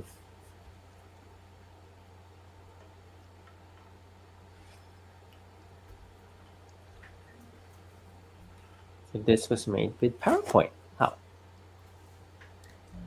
We can see the reference to the coronavirus because of Yeah. the spikes. Yeah. That's true. Yeah. Oh yeah, the shape. Yeah. Mm-hmm. So when I talked to Babang Roland about this one, Mm-hmm. he says that the idea came secondary to well, he what he originally came up with was a jingle, Mm-hmm. which was supposed to remind people to stay at home. The Yeah. jingle was in Kapampangan, and as you can imagine, the reach is very small, Yeah. and it was aired in local radio. So he wanted to come up with something which was more wider reaching, and it could cross all cultures, cut across all cultures. So this is what he came up with: Mm-hmm. unity in the world, in the fight against Corona. Mm-hmm. Yeah, that's the Earth. Mm-hmm. And the idea of hope spreading from the core, right? Yeah. If we notice the performance, the idea of the star symbolizing this hope, and the way that it enlarges, coming from the center. Yeah. I wonder if we can actually play the music lightly, so we can have a. And if it gets flagged, that's okay.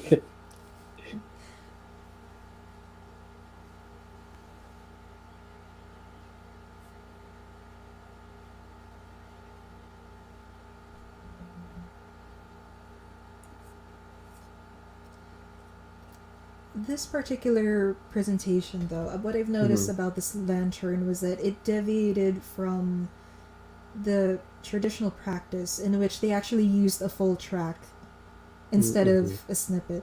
Yeah. Yeah. That's right. That's why when I checked it earlier, it got flagged by the copyright checker. Mm-hmm. So, as you may be able to deduce, the song here is Heal the World by Michael Mhm. Jackson. Yeah. I mean, for those who are, let me actually link it to the on the comments. So if they want to Mhm. watch it with audio. It's really different with the audio. It's a world of a difference.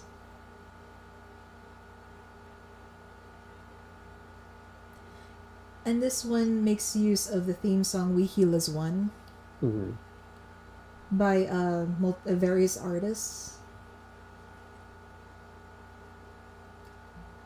What I really like about this particular gimmick, as you will see later on, is the transition of how it goes from local to global.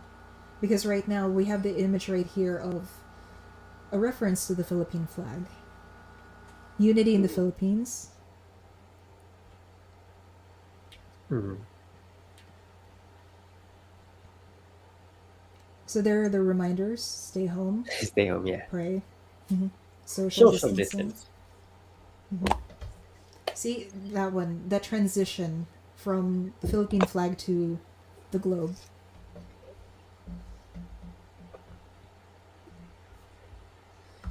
Sorry, no room for cats. I wish we did.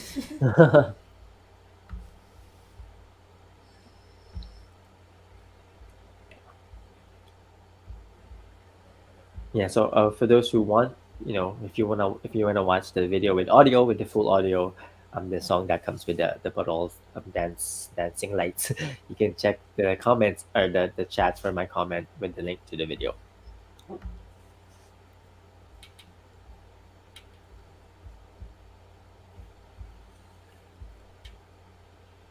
And today we're talking about paroles. Sorry, I got lost in between the tabs. I'm No so sure they're worries. supposed to share one more screen. I'll see. I'll wait for the other screen. And while we wait, some shout outs that I haven't shout outed. shout outed. shout out. Um, Naya Lauren from Kansas City in NCR. Oh yeah. Oh, so Naya also asked for the native terms for parol. Um, that is not parol, because parol, again, for those who do not know, parol comes from the Spanish word farol, meaning lantern. But parol, the tradition of making these lanterns, predates colonialism in the Philippines. In Kapampangan culture, we used to use it for our uh, offerings to the dead, down in Kapampangan, offerings to the ancestors and the spirits. And I'll flash on the screen what we have, or the different words that we have for pre-colonial paroles in Kapampangan. So sulu, sulugi, and paritan. Again, paritan is the lamp that has the oil lamp thing. um, yeah.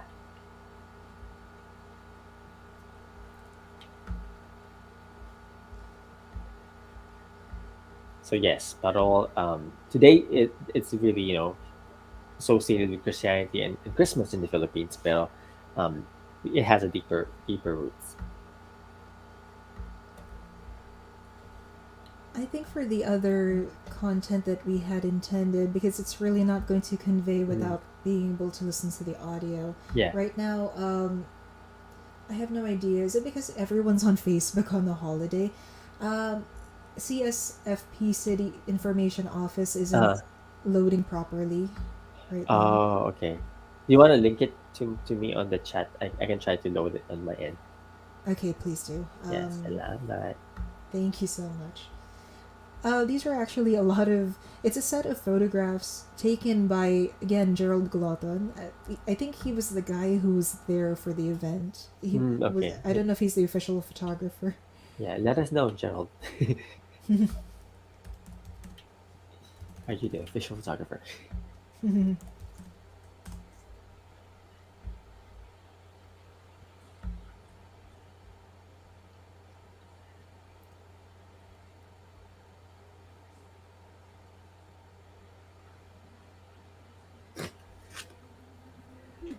Do we have any more questions from our audiences while Um, this thing is yes. loading? Even There's my a question. Facebook is failing. There's a Oh my question from gosh. Nicolo. Are there flying Uh, lanterns festival in the Philippines? I guess, what do you mean by flying lanterns? Is it? Oh, is it the one that floats?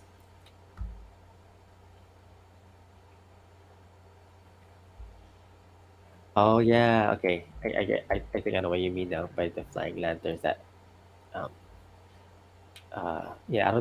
I'm not sure if we do have flying lantern festivals in the Philippines, but yeah, I can check on that.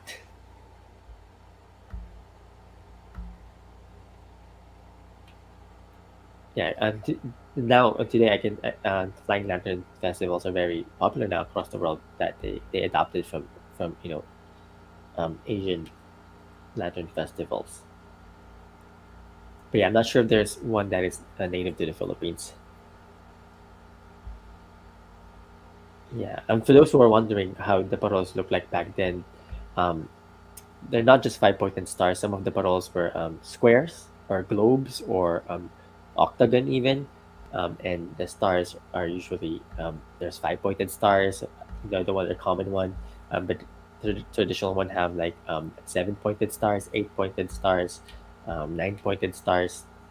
So there's a lot of different variety and sizes and shapes of the paroles back then. Um, yeah.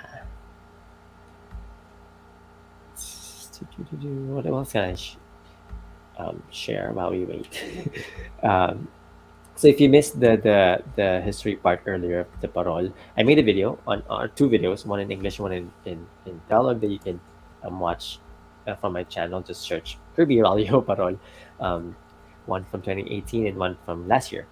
Um, yeah. What else was I gonna say? But yeah, parol. The history of parol again dates back before colonialism, before Christianity, before the official history of parol.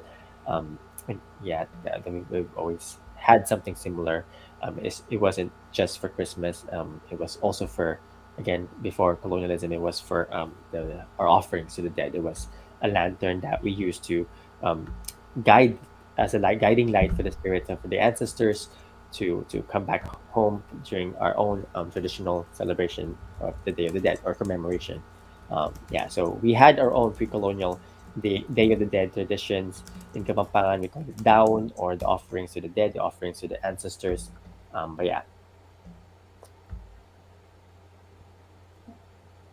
yeah. Let me see um, which one I should show first. Oh yeah, so we're gonna show you the ro- how do I say that properly? Rotors, yeah. Rotors, the little machines from the back where that they use to do this dancing lights, because it's not programmed, it's not, it's manual labor. So I'm Hmm. gonna try to project the pictures from behind. So there's literally BTS behind the scenes. Da, da, da, da. Sorry, there's a lot of it. Oh, that's in the shot. Oh no, I can't find it. Oh, there we go.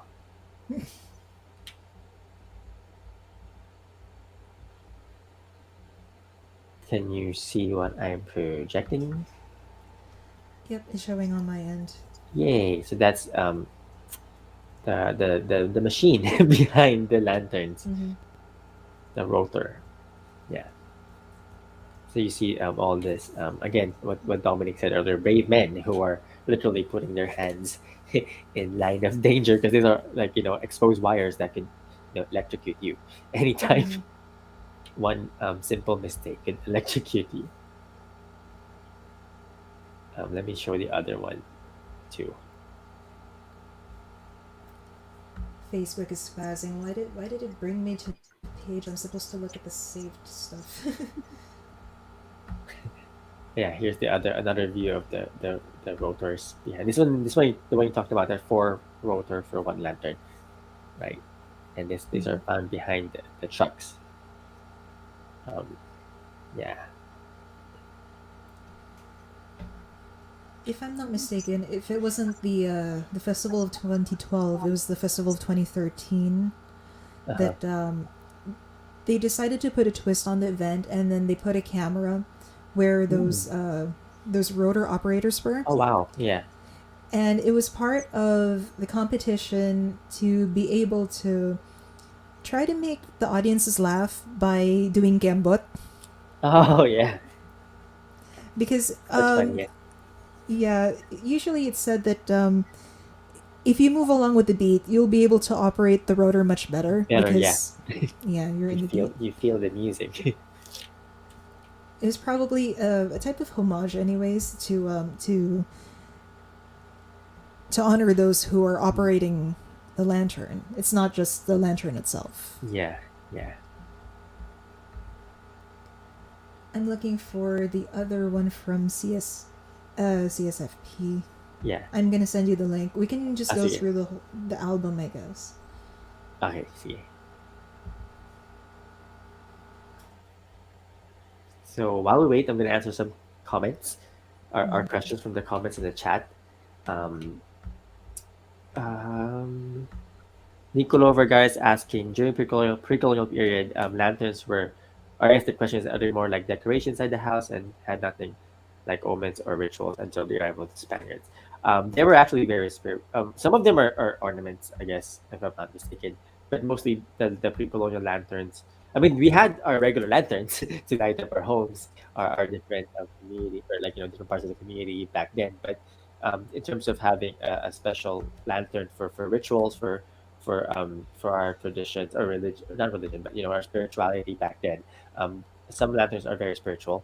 Some lanterns, like I said earlier, they were meant to guide the spirits of the ancestors. I'm not quite familiar with the rituals behind it, how they do the rituals back then. But if you want to learn more, I highly suggest um, check out Aguman Sinupansing Say Incorporated in Angeles City. They do a lot of the research on Kapampangan cultural traditions, cultural heritage, and living traditions.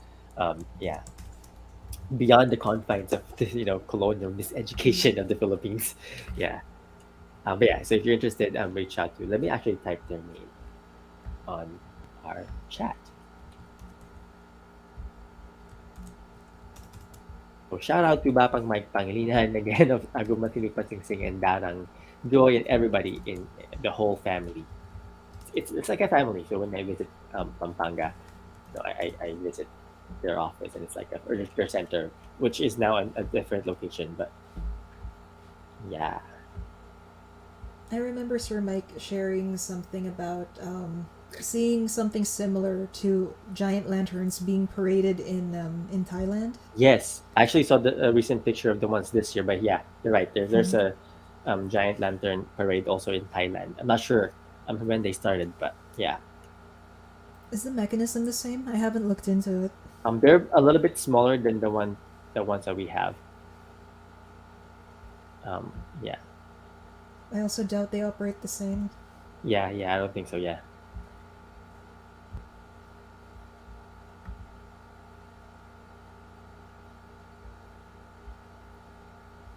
So the images that Kirby's going to be showing in a few are documentations from the 2021 festival. Mm-hmm. Yeah. So this is the Center for Kapampangan Cultural Heritage in Angeles City. You can check out once they're open again. But they do virtual lectures here and there for now while we can't visit in person. But yeah, let me project what we have.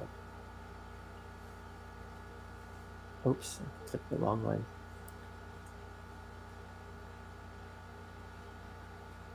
Sorry, marami akong tabs. So I'm trying to find which is the right tab that we have. Okay, I I see. guess I can close mine. Yeah. No worries. Here we go. This one, right? This is the one you wanted to show. Or this is the one you wanted to show our Yeah, audience. we can go through the album. Okay. This one is from Exhibition Night. Right after the competition night rather. Uh-huh. After that, there was the fireworks display. This is another example of a gimmick which basically expresses. Yeah. Yeah, and this So is we have from a this needle. year. Mm-hmm. Let me just project that on screen so people know it's from this year. There we go. Barangay Santa Lucia. Oh, Santa Lucia. Oh wait, oops. Oh wait, it's from the same album. That's right. Mm-hmm. Like we just saw this. Uh, yeah. Oh wow. So you can see the details Mm-hmm.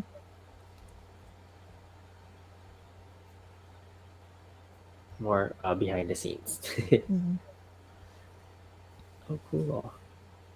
So imagine how many light bulbs it takes to create a giant lantern of San Fernando. I don't know the exact number, but Neither yeah, do I. Already forgot. yeah. So At the Santa Lucia. end, at the end of each season, though, they try to save as Mhm. much as they can so that it Yeah, could be used next year. yeah. This goes for the wires, the frame Every itself. part. Yeah, Mm-hmm. that's right. Yeah, because it's a Kapampangan tradition to not waste things. Mm-hmm. So here are some closer look at the details. If you want to have comments, oh, you can see the word "thank you."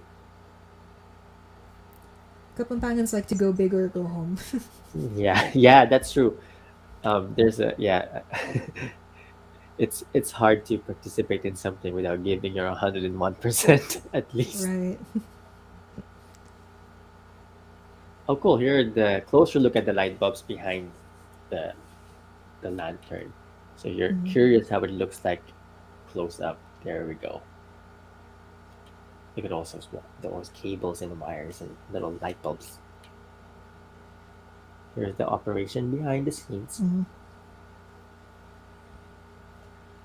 That's the rotor, right? The close up picture of the rotor. The dark parts of the rotor are the exposed metallic fragments that are on the cylinder itself. Oh. And whenever the pins would hit that part, there's a corresponding portion of the light which will light up. Mm-hmm. Mm-hmm. And the white stuff is masking tape. Yeah. Yeah, so this one is extremely tedious. Yeah. Mhm. Ay, wala pala yung camera ko. Yeah. Let me go to the next picture. Thanks for sharing a little more details on these things. Because I've always wondered, like, what's the difference between the white and the black parts of the rotor? And you can see the patterns, I guess. If you look at the rotor, you can see the patterns of how the light would project or dance. Mhm. Mhm. And yeah, more pictures of the rotor. Oh, wait, cool. Media. They're Mhm. interviewing the workers behind the scenes. Oh, yeah, they're so happy. I'd be happy too. So you can see how big these things are. You cannot just, hang it. It needs a whole truck to keep it Mhm. standing. If I'm not mistaken, the largest bottle that was ever made, giant lantern from San Fernando, was like 70 feet. Oh. And it was for, I think, it was for Walt Disney. It was commissioned by Walt Disney in Singapore, if I'm not mistaken, from San Fernando Mhm. to Singapore. And there was one before. I remember in Robinson's Star Mills, Pampanga, in the early 2000s, there was a huge one displayed in the back for a long time beyond Christmas. So I'm not sure how big that Mm. was. But yeah, just some things I remember. Oh, cool. Nice dress. Ma'am Ching, she's the Oh, MC okay. for the Oh, for event. the festival. Mhm. Okay. Thanks for emceeing. Mhm. So this is from the city of San Fernando, right? The Yeah. pictures from the local government. Oh, cool. Well, I guess it's the first So, photo we saw. yeah. Yeah. We can go to the other album now. Sige. How were the lanterns lit back then? As far as I know, candles were introduced by Europeans. Um, to actually, I don't think candles were introduced by Europeans. I'd have to double check. Maybe the candles, the form of the candle that we know today is Mm-hmm. introduced by Europeans, but um, I'm pretty sure we had something similar before colonialism. Because I'm saying this because pre-colonially, Kapampangans themselves, actually Kapampangans, Mm-hmm. exported beeswax and the materials you use for making candles to China and to Mm-hmm. Japan. So beeswax was one of the major exports of the kingdom of Luzon to the neighboring kingdoms in Asia. So if we have the materials to Mm-hmm. make candles, I'm pretty sure we had a technology that's similar to making candles. Even though today, I guess today the form of the candle that we see today is from the Spanish period. Wait, wait, I highlighted the wrong question, but the question Yeah. was from Shade Guy. Shade Gray. Sorry. Yeah. Yeah. Let me look for. I'm just gonna go through my manuscript really quick because one of one of the lantern artist scholars as well, Therese Mabanta Fabian, if her name is familiar to you, she did a Mhm. study in which she mentioned that the possible origins of the contest, Ligligan Parol itself, could be Uh-huh. traced to Aurora Quezon when she Oh. visited Pampanga. Although, Hmm. That okay. there wouldn't be the dancing light effect. There Yeah. would be candles like lighting the lantern, but Yeah. it's a common joke that the scholars would talk about that, and even the lantern artists, they said it would be impossible for there to be a blinking light sequence during early those times because what are they going to do? Are they going to light the candle and blow it out and then light it again for the Yeah. That's entire of true. the Yeah. performance? It Yeah. doesn't make sense. Yeah. But yeah. The dancing Although, light part is pretty new, or like mhm, more of this century. yeah.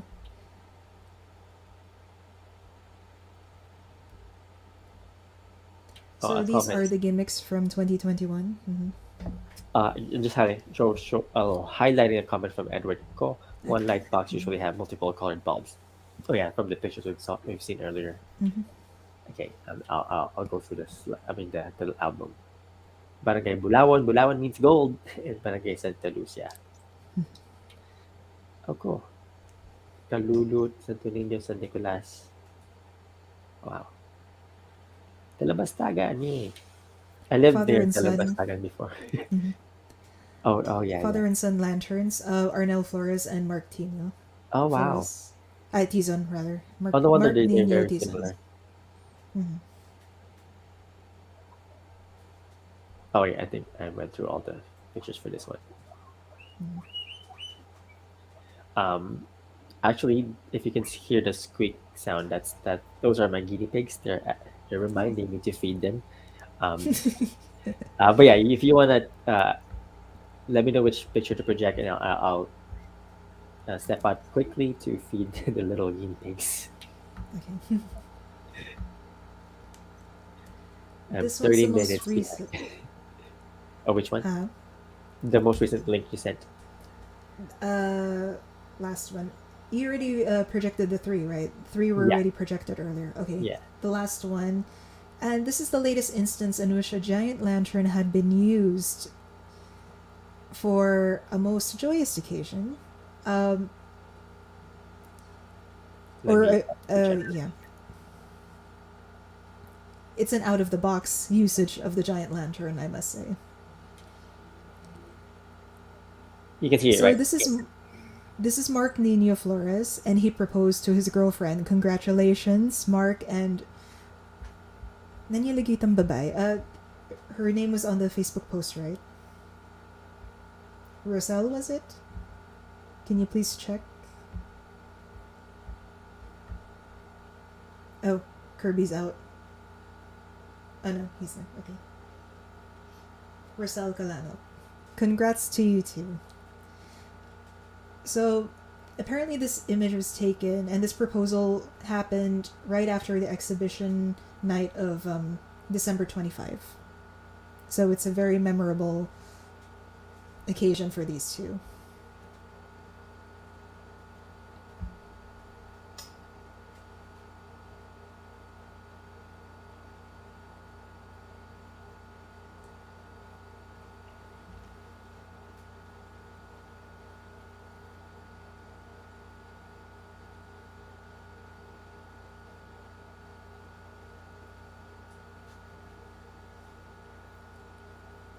So, while we wait for Kirby to come back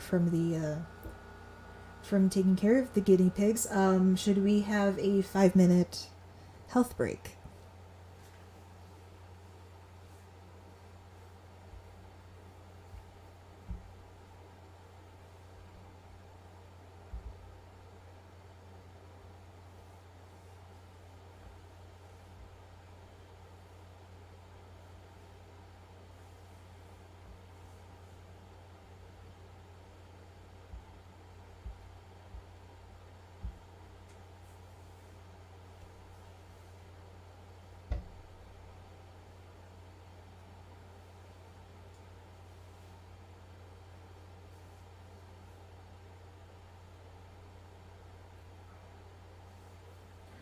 Okay, I'm back. Sorry about that.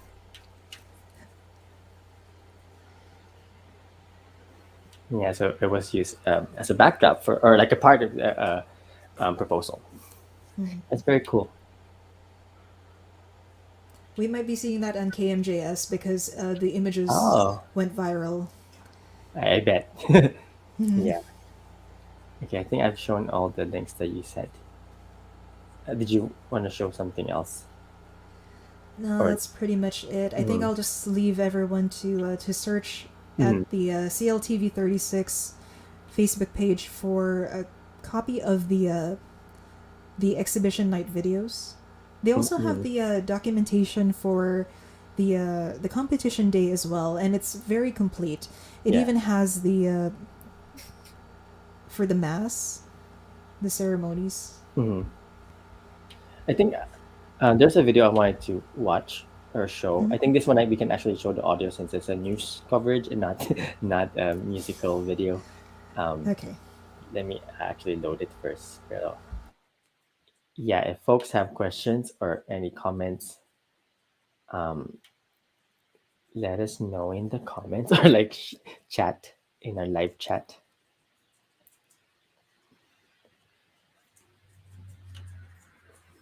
It's nice to see how lively our audience is. Yeah. This is why I like doing live streams. Or once I started doing the live chat, even when I launch a video, it's cool. It's a world of a difference compared to some of the webinars that I've been at. I mean, it's a lot of dead air on that from webinars. Yeah, that's true. In webinars, rather. Okay, then I think I have the video ready to play. So I'm gonna show a video from 1995 of the Giant Lantern Festival. And it's let me see, it's just 2 minutes, so we're gonna watch it, and I guess you'll see our live reaction.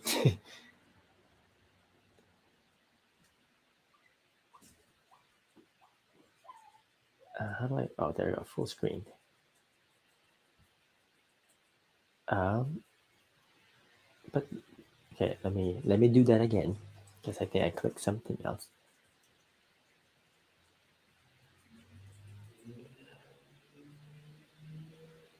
Oh, nawala. Okay, there we go. Yeah.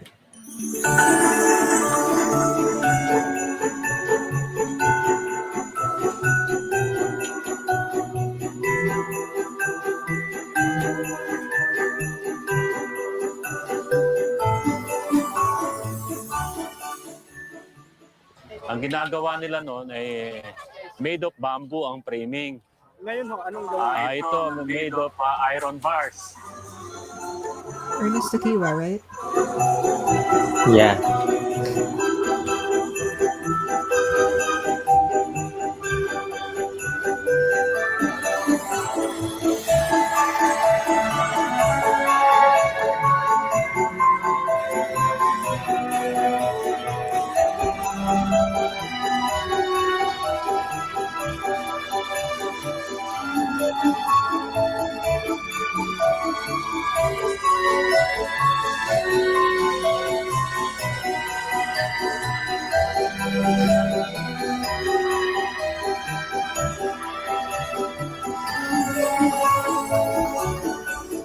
The old ropers.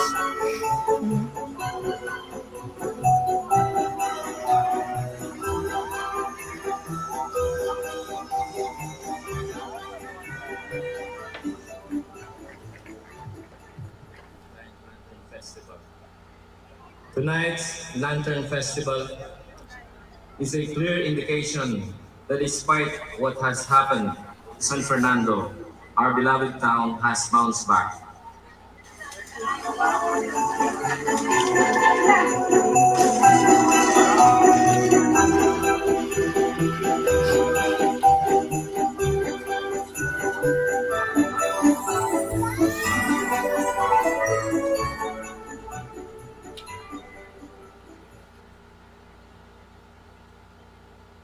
Yeah, so what we saw was a video from 1995 from the Giant Lantern or Ligligan Parul Festival in San Fernando, Pampanga.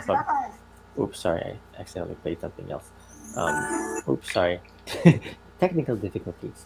But yeah, it's an old video clip of, or like a video of 1995, Ligligan Parul in San Fernando, and just to add a context.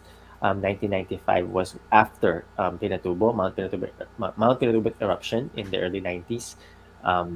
So it was more of like showing how the spirit or uplifting the spirits of the Fernandinos through the Giant Lantern Festival. And they did show the effect or the damages, the destruction that was caused by the lahar that during that time. So it was the early 90s was a hard, difficult period for Kapampangans and a lot of people in Central Luzon, not just Pampanga, but particularly Pampanga because of the lahar. People are aware of the Mount Pinatubo eruption in 1991. But if you can see the video was in 1995. So yeah, it is post Pinatubo. Just wanted to add a little history on that because what do you call this? Mount Pinatubo erupted in 1991, but the damages did not stop until 1995, 1996. Because whenever there's a typhoon in the Philippines, the ashfall that was collected from Mount Pinatubo would what do you call this? Would get wet and would result into the lahar that we see that buried a lot of towns in Pampanga. So a lot of the older towns in Pampanga, including Bacolor, Guagua, Guagua. But yeah, a lot of the older towns in Pampanga were buried because of the lahar from Mount Pinatubo from 1991 up to 1995 and even up to 96, if I'm not mistaken, even 97.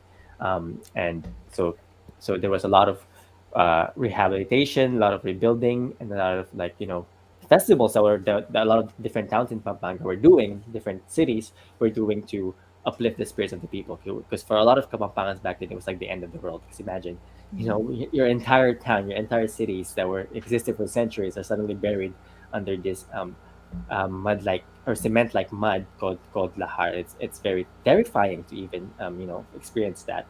As a little kid, I remember. I live in Angeles, so Angeles was luckily high enough to be spared from the lahar, but I have a lot of family members whose homes were buried by lahar. My dad, just fun fact, I guess a little personal history of Kirby. My dad was in the local disaster, the local government's disaster. What do you call this? Task force that responds to the disaster. So whenever there's a typhoon, lahar, they respond to that. And whenever it's safe, he would actually bring me to the rescue operations whenever it's safe. So I've seen lahar burying a home, in front of me as a little kid, and trying to save the people from inside those homes. So it's very terrifying back then, and inspiring how the Kapampangans were able to persevere, and their resilience because. And then my grandma, on my mother's side of the family, was also active during this time. She was the tourism officer of Angeles City. So a lot of the festivals in Angeles City are famous today, like Tigtigan Tirakan, Fiestang Kulyat were started during her tenure as the tourism officer, to uplift the spirit of the Angelenos naman. So kanina we saw the Fernandinos, San Fernando Pampanga, doing its part to uplift the spirits of Fernandinos, and then growing up in Angeles, my grandma was in charge of uplifting the spirits of the Angelenos through different traditions and creating new traditions. Actually, I just want to give a shout out to my grandma, Soledad Pabran Medina, who is currently in SoCal in LA. If you're familiar with the not giant lantern, the giant hot air balloon festivals in Clark, that was because of her. I mean, not just because of her, but she was the tourism officer of Angeles that started that, and she actually traveled to Japan in the 90s. I remember she traveled to Japan with her team to study how they conduct or the logistics behind hot air balloon festivals in Japan, and then they brought that back to Angeles to Clark. That's when they started the giant not giant because they're all giant. There's no small hot air balloon, but the hot air balloon festival. So just want to give credit to my grandma because she's not someone who would brag about it. So if you actually look at the official documents or the official history on newspapers and stuff, she's barely mentioned. But knowing from behind the scenes how hard she worked in studying how they conducted the festival and bringing it back to Pampanga, she deserves credit because usually the people who get credit are the politicians. So shout out Sadly then true. Yeah. to the former mayor of Angeles, Tito Ed Mhm. Pamintuan, and Tita Minyang, his beloved wife, the beautiful Tita Minyang, Helena de Guzman Pamintuan, who's actually a cousin of my grandma. So they're all part of this big group that really worked hard in the 90s to uplift the spirits of Angelenos and Kapampangans. So yeah. So for me, if you enjoy the Hot Air Balloon Festival, if you enjoy Tigtigan Tirakan, and they still have it because of COVID, and any fiestas in Angeles that we have today, thank my grandma. Dakala salamat to my beloved grandma for doing her part in bringing this to us. Sorry, just a little spiel about my own grandma's contributions. But yeah. Okay. Sorry, I It's forgot what I was auto. gonna say, but go ahead. It's autoethnographic in a way. Mm-hmm. Although I want to add on the part of where you talked about the significance of the lantern after the after Eruption. Yeah. yeah, for Mount Pinatubo. Mhm. Roland Kimba was also there, and he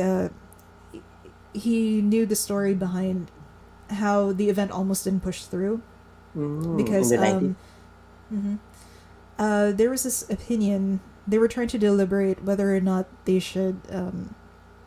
Was this a question of showing authenticity because they already Mm-mm. suffered from a calamity, and what would it mean to have a festival.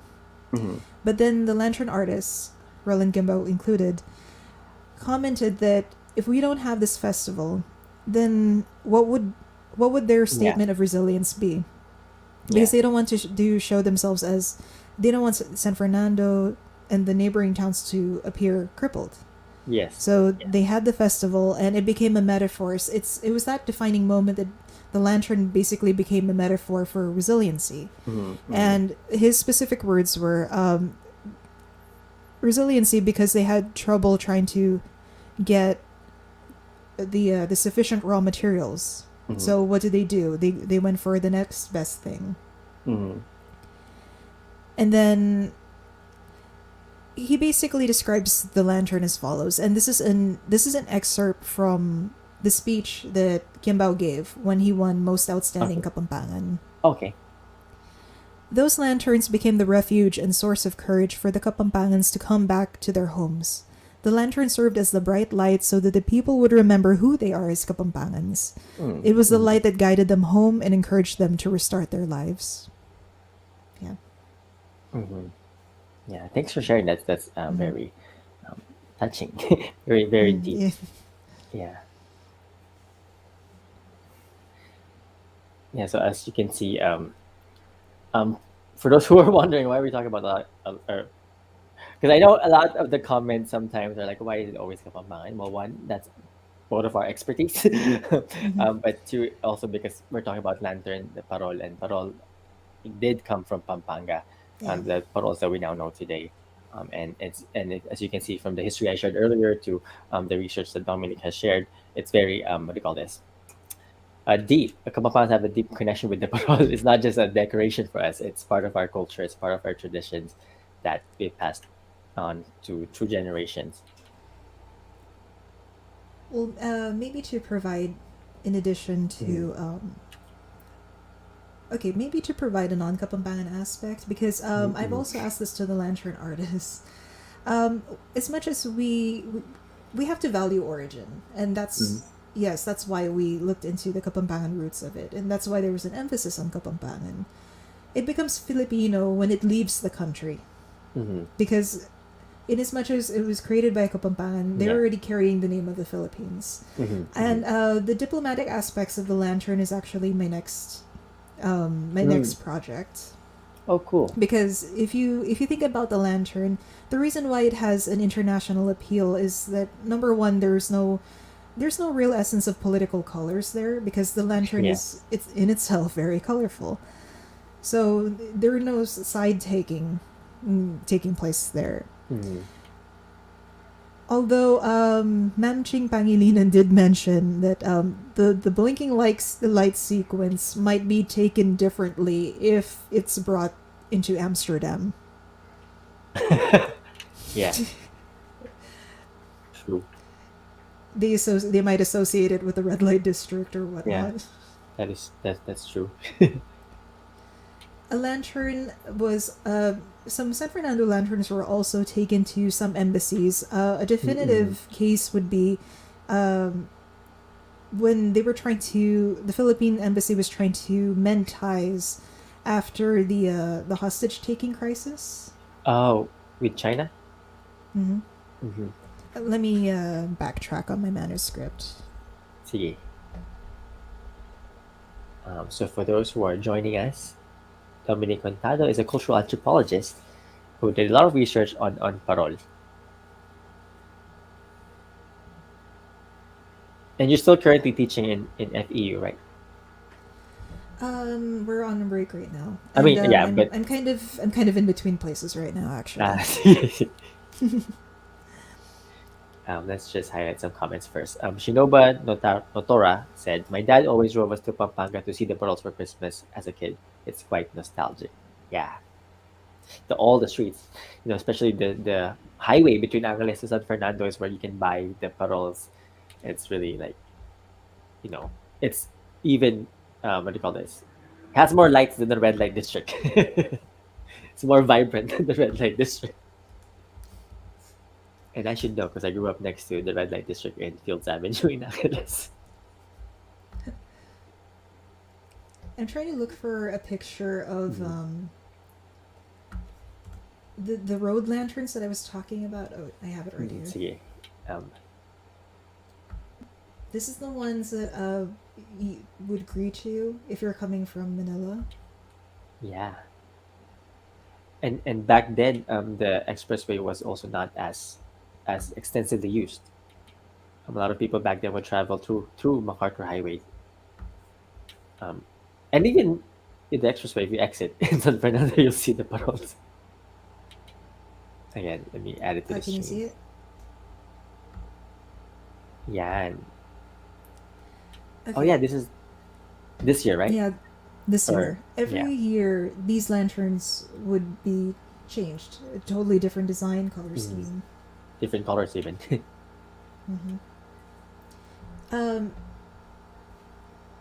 Okay, just when I do screen share, is the mouse also visible?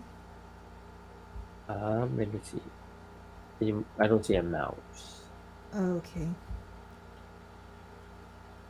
Yeah. Sorry. If you're coming from Manila, I'm trying to figure out how to discuss the geography of this. That's that distance right there where you see the other lights that's supposed to be where the malls are. There's Oh an yeah. there's an exit, and the other side, across from it, if you go straight forward a little bit more, that would be the entrance point if you're coming in from Manila. Mm-hmm. And then on this right side, if you're heading for Manila.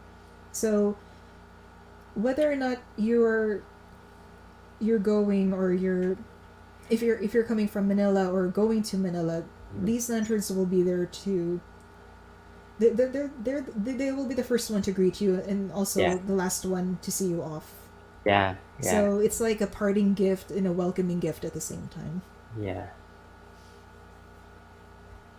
And And- it's really strategic, because if we think about this setup, and then we take into consideration the extent that Kapampangan culture had been permeated by this practice of lanterns. I'm going to share another screen. Okay. There's this greeting that we have.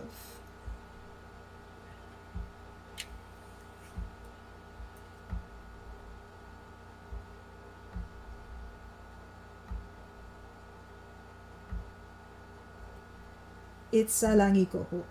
Oh yeah, yeah, yeah. The traditional Which mean- welcome. Mm-hmm. Wait, which I haven't projected means- it. Here we go. Go Is it ahead. visible? Yeah. Okay.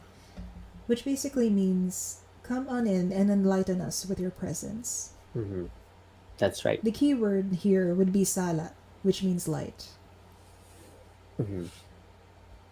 So this is how I forgot which. This is the northern part of Pampanga. The way we welcome people in Upper Pampanga, or the way we come in, welcome. Sa Langi ko po. I forgot the one for Lower Pampanga because it was quite different. Because for them, it's more on the boat. Mm-hmm.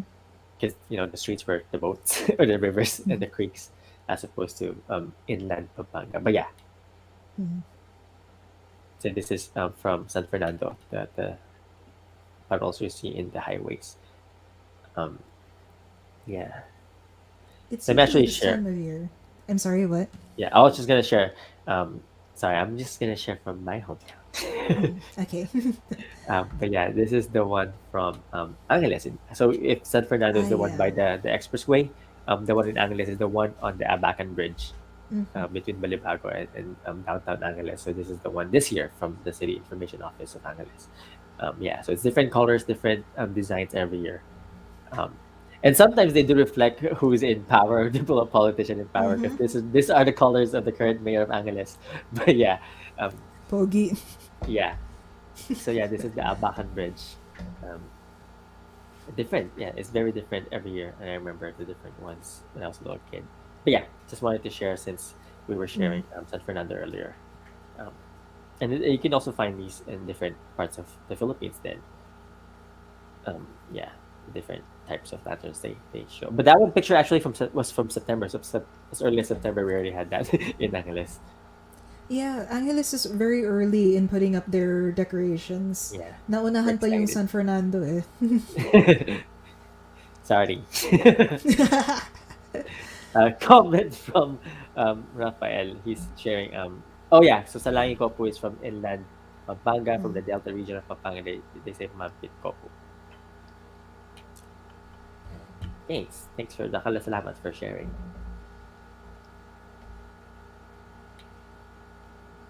Yeah. We actually reached our 2 hour mark, but I'm open to staying if folks still have questions or comments, reactions, or anything you want to talk about paroles. It's still early in the Philippines, and it's not that late in California yet. But for our East Coast viewers and viewers from Europe, because sometimes we have viewers from London, and Amsterdam sometimes. Sorry, late na dyan. But yeah, you can watch the replay. All my live stream would also be on my Facebook page and YouTube channel if you want to watch the replays. But yeah, thanks again for everybody. Just again, reminder: this live stream is actually a fundraiser. I forgot to do a midway reminder to donate if you have any extra change, any spare change. $1 goes a long way. $1 can actually provide hot meal to someone who needs it in the Philippines. So it's ulam, and not just like ordinary ulam, like good ulam, rice, and drinks. So $1 goes a long way. So for our kababayans in the Visayas, in Mindanao, in Palawan, they really need our help. And like for example, electricity is not really back yet in a lot of these places. And yeah, this is a fundraiser. So don't forget to donate. The link to donate is scrolling underneath. And I keep forgetting to put the QR code, because we do have a QR code for those who want to do a QR donation. But yeah. We can go through some of the comments I bookmarked earlier. Oh wait, this is the personal one. How long is your hair? It is very long. Thanks to shout out to my partner Yi for doing my hair. She's my official hairstylist. Sorry about that. That's a personal one. Ruan Wira Cody. I am half Pinoy, and I make traditional Sinhala Wesak lanterns for Christmas. Wesak is a Buddhist festival for Buddha's birth. So, excuse me. Again, lantern making, these traditions of making these lanterns are like the different parts of Asian traditions of making lanterns are related. We don't know where, to be honest, I don't know where it really came from first, because people tend, when it comes to history, people love to think like who made it first. But the key here is not who made it first, but it's things that we share, and we made it our own. So there's a different lantern festival in India, Diwali. There's some different, it's different in Thailand. It's different in Indonesia. It's different in the Philippines. But it all has similar roots and shared traditions. Even the shapes of parol, like I mentioned earlier, the traditional pre-colonial parols of Tagamapan have the same shapes as those you'd find in Diwali in India. Yeah. Sorry, I went on a tangent. Can we highlight a key to my heart? Yeah. They were asking, do we have a tradition about lantern dancing or lantern dance? I have a similar response to this, but you might have something first, Kirby. Go ahead. Ikaw muna. Okay. Yeah, go ahead. Sorry. So alam namin kasi, not lantern dancing, but the original take of Ligligan Parol is actually called a Royal Rumble. And after the end of the 9 days, right? When everybody gathers at the church, what would happen would be this would be all of the lanterns of all of the barangays. They would gather at the patio, and then what would happen is that after the end of the mass, what would happen was that there would be this thing called the Royal Rumble, and it would be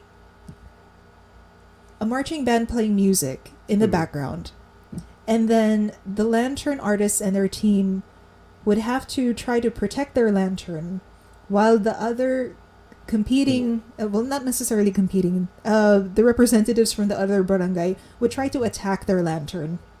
So they were basically beating each other's lanterns up, or while the owners of those respective lanterns would try to protect it. So it's a fight. Yeah. Okay, I get it now. And that event would only end if there's up until the early morning, and unless Mhm. if there's a fire, that which is why there's always a fire truck on standby. Yeah. Oh yeah, Mm. yeah. I remember the fire trucks. Mm. Yeah, I don't have anything to share right now. I'm still trying to think. But yeah, good question. But thanks for sharing, Mhm. Dominique. I'm going back to the older comments that I bookmarked. Oh, wait, I lost it. Ah, there we go.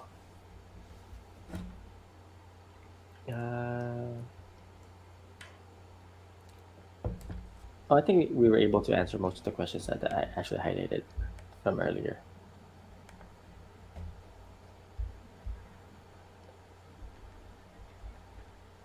Just, I guess, an affirmation from Jess Cabanlit. Luwid kayo, there you go. As a Cebuano, this is Mhm. quite the expression. I like it. Thank you. Yeah. So, people in the chat, this is the time for Q&A. Unless Dominic wants to share a little bit more. Or, I mean, we Well, did cover a lot of that's topics. pretty much it for giant lanterns. Yeah. Um, Still trying to think what else to share because I did talk about history earlier at the beginning of the stream. A little bit of the history. There was a question about recommended readings. Do you have any recommended readings about lantern traditions? I can't find a question anymore, but there was a question. I don't know any. Mostly like academic research, but even those are pretty hard to come by. Yeah, yeah. And not much is actually out there about lanterns Mm. too. So, um, hopefully in the future, hopefully Aguman Hopefully, Sinupan Sing Sing would publish something. yeah. I don't want to suggest my own content because that would Go be ahead, no, I don't know. suggest it because you have a lot of you actually wrote a lot of it. You did a lot of research and you deserve the shout out, the promotion, the plug. I'm already a guest here, and then I'm still getting a shout out. I already feel really shy about that. Don't worry. but just in case there are lantern scholars or those who want to do an ethnography about lanterns, if you Uh, need related literature, you can get my stuff off of either my academia or I've been consistently publishing my stuff under Tala Kasaysayan. It's an online history of journal. It's being run by UST, University of okay, Santo Tomas. let me put Yeah. the link on the comment for folks who are Talakasaysayan.org. yeah. I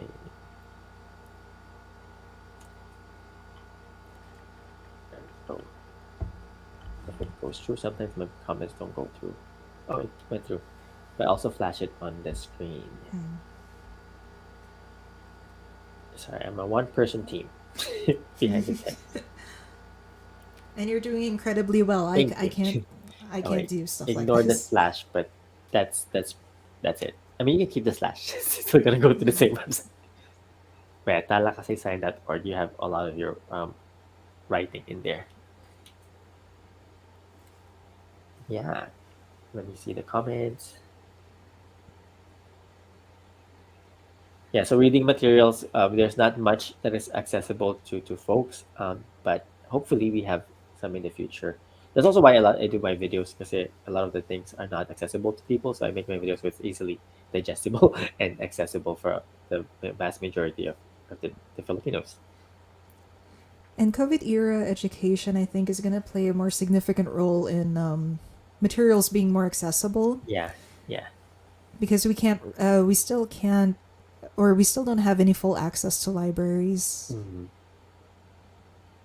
And even if we do, there's not it's not like there's a Mm. or not all libraries are created equal. Is what I'm trying to say. Yeah, the Yeah. comprehensiveness. Mm.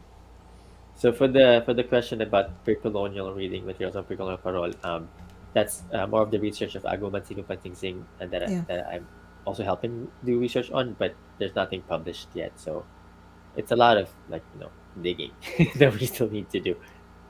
So a lot of it too is a lot of the pre-colonial knowledge that we have about parole, for example, are also from oral traditions that were passed down in the different Kapampangan culture-bearing clans. Yeah, because also a lot of people are confused sometimes, like, oh, if it's Kapampangan tradition, how come I don't know about it? Sometimes it's not everyone have access to the same, I guess, resources. Um, Right. yeah, so some families, some clans in Kapampangan clans are very big in keeping the traditions and passing it on to the next generation. Usually these are the older clans too of the Right. different Kapampangan towns. So, for example, the Tayag clan of Angeles. Just shout out to my Tayag cousins out there and aunties and uncles for all your hard work. Papang Mike, Darang Joy. Yeah, so they do a lot of work. What I've noticed lately from the please excuse my camera. It's Mhm. the USB is Oh, periodically disconnecting. oh no. Yeah, I'm using Droid Cam. I'm using my smartphone because I can't really rely on the one that's On on the my web. laptop. Yeah. Yeah. Um, what I've noticed from the past 3 lantern festivals is that the original ones who used to be very active in the giant lantern creation and exhibition, I think they're already starting to pass their the craft to Mm. their relatives to Yeah. continue it. Yeah. Yeah, because we have mostly newbies in Mm-mm. the past 2 festivals. Oh, so yeah, I guess a new generation. Hmm. It's Keeping also a it. misconception to think that a certain lantern artist would stay true to a single barangay, like they would Yeah. represent their own. It's Yeah. not the case. Yeah. There has been an instance in which there was one lantern artist who was commissioned to do 2 giant lanterns Oh, that were competing against each other. that's so cool. Good for you, whoever you are.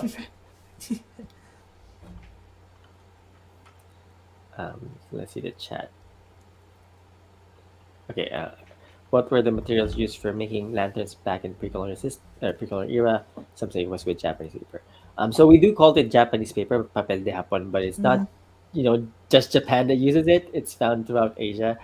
For some reason, it's like when we call toothpaste Colgate, so the name stuck, but the paper existed before, or like we have our own um, industry of making these papers. But yeah, they use a more like a thinner paper and bamboo. So same materials that they were using in the early colonial period for making paroles.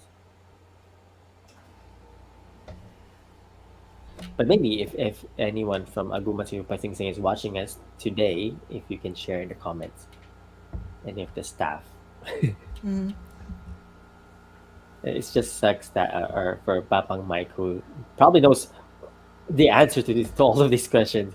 His internet sometimes is unreliable. Yeah, we could have made it. There could have been 3 of us right now. We would have Yeah. been more full-bodied for the Maybe discussion. in the future.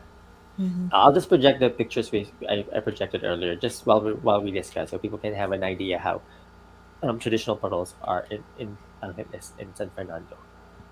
So far I only have those 2, but I was only able to gather pictures from those 2 cities. Yeah, so these are the giant lanterns of San Fernando this year. Hmm. More of the Sayang older. talaga we can't show the videos and they're full with the full Mhm. audio and all that. Yeah.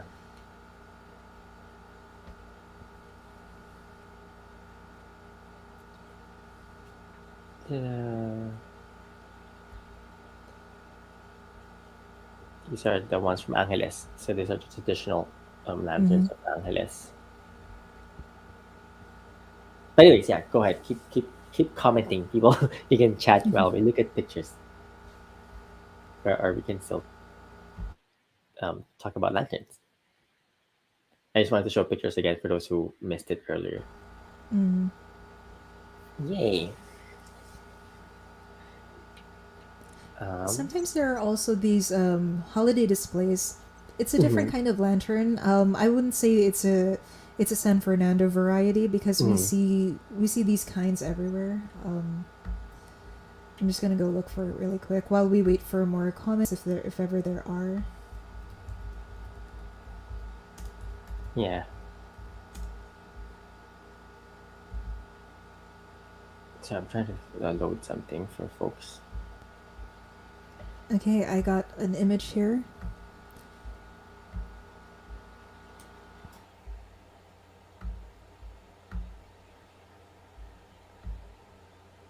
Is it showing?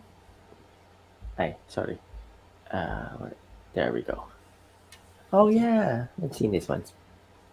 So these ones were taken at at a display at Heroes Hall in San Fernando, and this one's very specific. It's specifically special because if we consider the space of where it was displayed, Heroes Hall was formerly one of the well, actually, it still was. If we go back to the old normal, it was one of the exhibition spaces, but it's not the main venue for a competition because of the size. It was very small. And so what they did was that they put up this lantern display. It's a 3D lantern, and it pretty much documents the origins of the giant lantern, and it begins with how it was tied to a religious event, because if we compare today, it's more of an ecumenical thing. It's been separated from the original religious connotations in terms of religious practices, although the references are still there. Like for the messages of the lantern, there's still the rosary, especially if we're talking about Barangay Santo Rosario. Or no, Del Rosario, I think, sorry. Oh yeah. So, what these lanterns show are church scenes. So, we have presumably an old lady, a grandmother with the grandkids after going to church. Kids playing with kites. Although a more interesting image, which ties in the aspect of history, would be. Let me see if I can navigate from here. Excuse me. No, I have to stop sharing it. It's okay.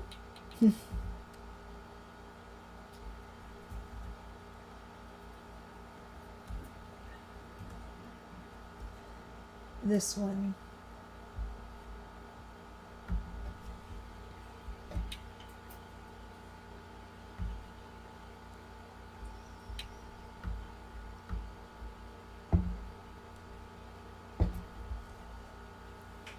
There we go.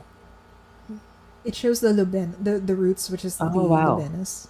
Like a depiction of the actual Lubenas. Although it's not as accurate because it's missing the big lantern, which should be at the very back. I think the whole intention of this particular display is to set a mood. So you have the marching band, you have the saint of that particular barangay. Yeah.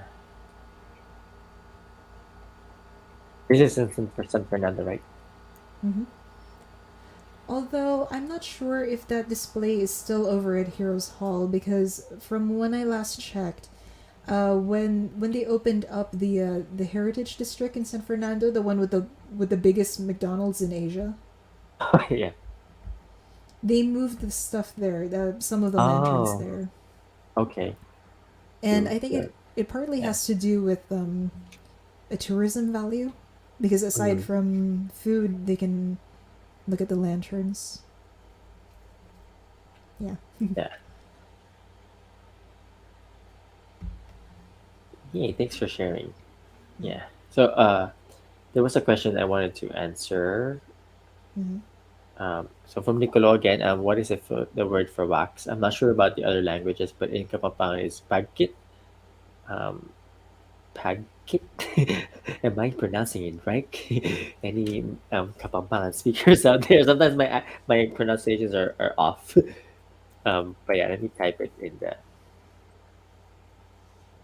Mine too. This is how it is spelled in. This is how it is spelled in the Berganyo, the oldest surviving Kapampangan Okay. dictionary. Pagkit. It means wax, and that's what they use. It means beeswax that they use in Mm-hmm. making candles. And sumbu. Sumbu is the lantern. Yeah. So pagkit. Pagkit. Just kidding. Pagkit. I think it's pagkit. Yeah. That's the Kapampangan word for beeswax. And again, for those who were asking earlier, if we had candles before colonialism, we did. Beeswax was our biggest export to Japan, or not the biggest, one of the biggest export to Japan before colonialism. Even after colonialism, Kapampangans were still exporting beeswax to Japan, along with indigo and deerskin that they used for the samurai armors. Wow. Yeah. Cool. I hope I think we did answer most of the questions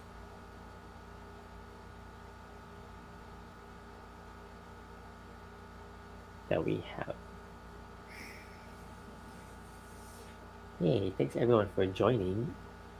Let me check something really quick.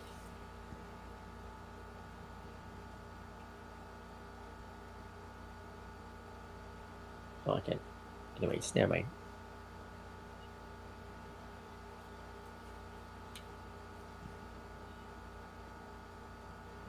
Never mind. I was gonna check the fundraising thing, but not sure if it's loading the new numbers. Okay.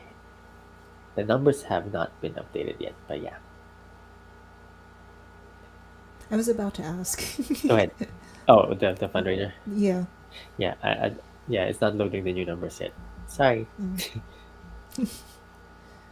Yeah, but in the first couple of live stream, we were able to raise. The highest one was almost $700 in the first hour of a live stream, which was great. Yeah, and then the lowest one was 100. So it's still great. So salamat sa lahat ng mga nag-donate. And if folks have questions, even in Tagalog will answer it. It's just I can answer in Tagalog too. It's just not Dominic's first language. But we'll try our best. If you have questions in Tagalog, I'll translate if needed.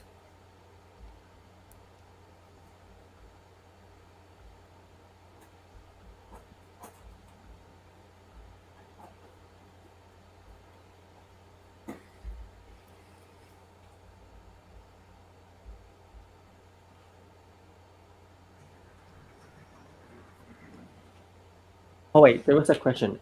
I remember I haven't answered this one. From Christopher. How did the parole spread from Kapampangan to the Tagalog and other Philippine peoples if it wasn't stated prior? If I'm not mistaken, it was actually because of Quezon, President Quezon, right? The Yeah. Can we clarify though? Are we talking about the parol in general, or are we talking about parol Kapampangan? Because I think it would be dangerous for us to assume that that's right. the lantern entirely came from us. Yeah, yeah. And I doubt that it did. Yeah, I'm pretty sure they have the different ethnic groups in the Philippines also had their own lantern traditions. Yeah. But yeah, good clarification. But I guess yeah, if we were talking about the parole that we are familiar with today, which is the Kapampangan parole, if I'm not mistaken, it was because the earlier part was because President Manuel L. Quezon made it popular when he was president and visiting Pampanga quite a lot back then, quite often. Ma'am Ching Pangilinan from the City Tourism Office of San Fernando mentioned, just a moment, let me try to backtrack.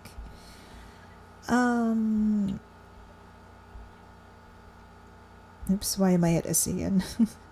No.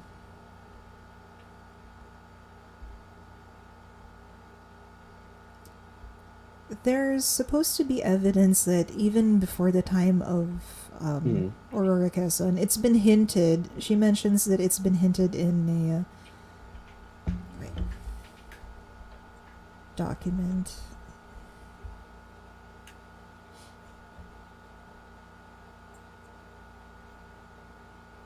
Oh, here we go. Sorry. Wait.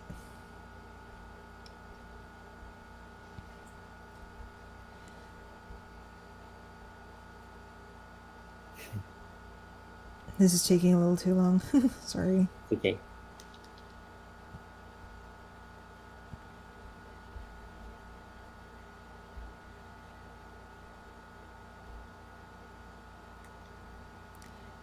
Thank goodness for the keyword search function in Adobe Acrobat. Yeah.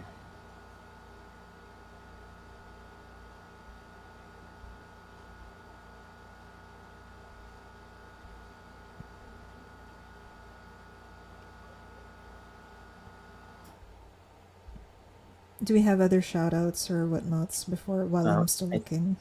think I did a lot of the shout outs already, but Hmm. yeah.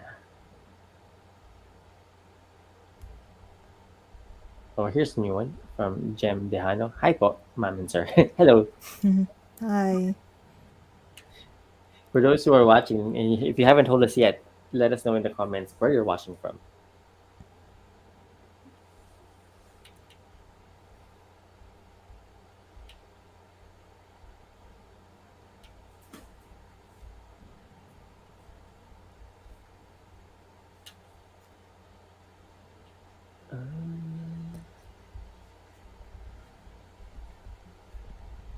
Oh, cool. Eunice is saying that she's watching from Chicago. Wow, Oh you're staying wow. up late. Thanks for staying up late and joining us.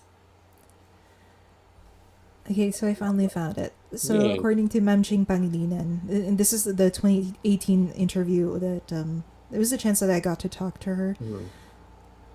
While it is popular knowledge that the possible origins of the contest could be traced to Aurora Quezon when she visited Pampanga, Mhm. and this was when she visited Pampanga. This is because Quezon's family had a rest house in Arayat, Right, yeah. yeah, and held lantern contests. Mhm. Um, there are clues of the first instances of the giant lanterns, and this was hinted in a piece of liturgical literature which was given away before Mass. She found this in a search in a research of her own, and it this particular detail pretty much ties the giant lantern to the Lubenas. Mhm, mhm.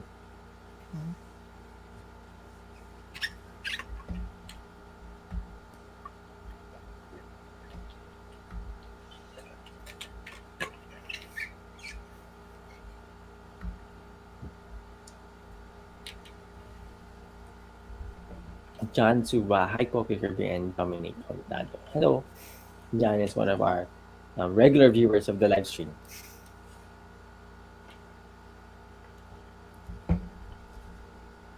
Yeah. Yeah. Any other questions from our viewers? We already reached our 2 hours and 40 minutes mark. I don't want to stay beyond 3 hours. That's too long for a live stream. But yeah, so let us know if you have more comments or questions.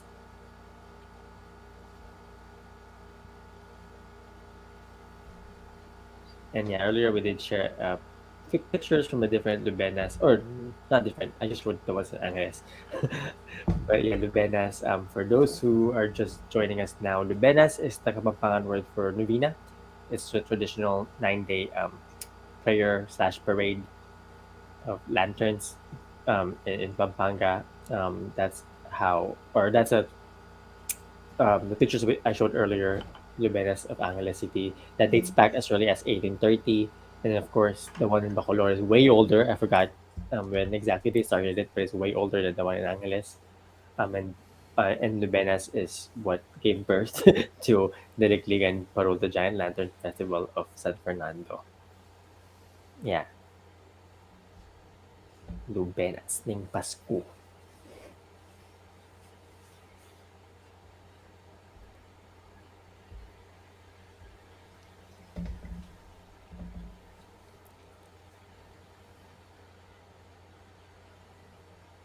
How are your guinea pigs? They're actually asking me if I only gave them a little bit of their vegetables, so maybe I'll maybe I'll feed them again. They're like staring at me like, "Hello." That was not enough because I couldn't find their cilantro earlier. Oh wait, no, it's parsley today. For me, find a video that we can actually play. Maybe we can play Mhm. because some videos, if they're just snippets of the song, it should be okay. But I can't. Oh, most of these videos are long. Never mind. Which ones are you trying to view? PLTV videos, but they're like hours. Maybe we can cut to particular. We can cut to a particular time. Mm-mm. I bookmarked. I was able to bookmark two. I just didn't continue with showing it earlier. Sige. If you can link it to me so I can, Okay, I'll we send you don't the link. worry about your bandwidth.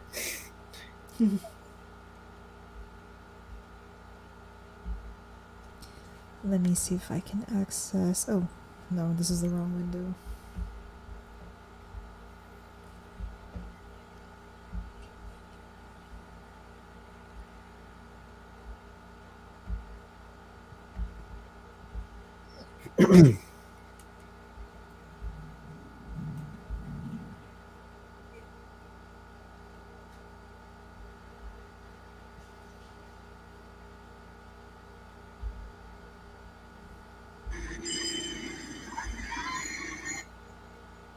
Okay. While we wait for that, I actually have a video, short one, of Lubenas in Angeles, Good. from the year 2019 Mm. by Bruno Twico.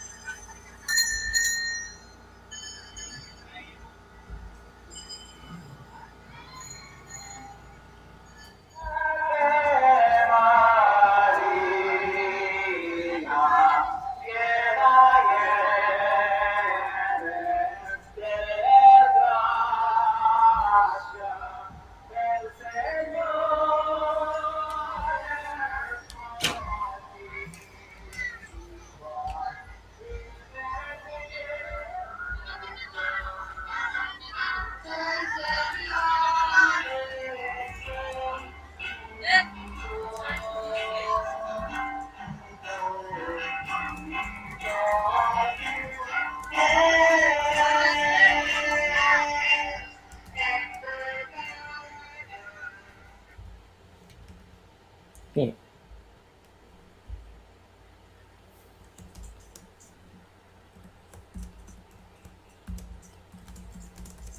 So yeah, that was a video from Bruno Twico of the Lubenas Ning Parol, the traditional Parol parade and 9-day prayer of Angeles City.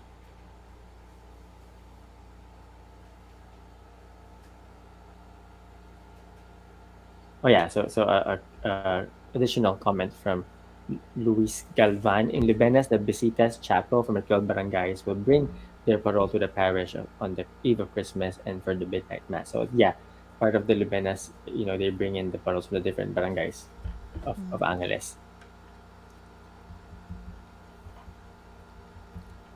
Yeah, wait, let me take off this banner and go to.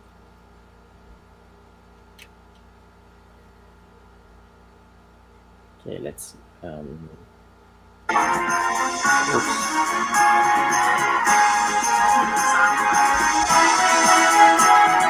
Sorry.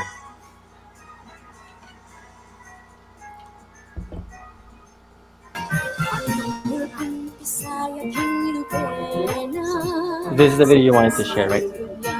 Yeah, it's that one. So what do we do? Do we talk over it? Wait, what's the other? You can probably jump the. Where's the other sound coming from? Remind son. Wait, is it coming from the video? I think so. See, I'll just jump to the part. Yeah.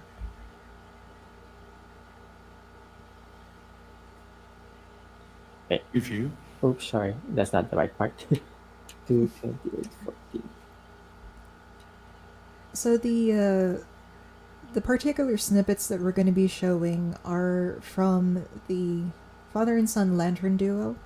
This one?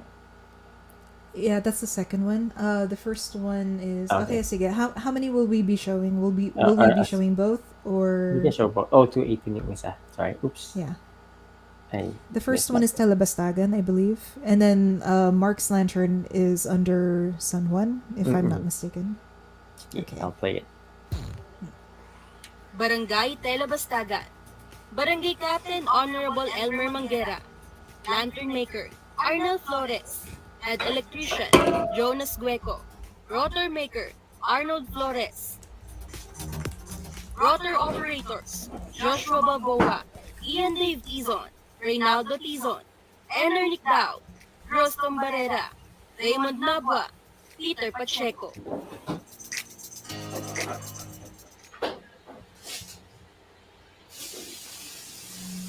Barangay Telebastagan, magpakitang gilas na ka. In 5, 4, 3, 2, 1, go!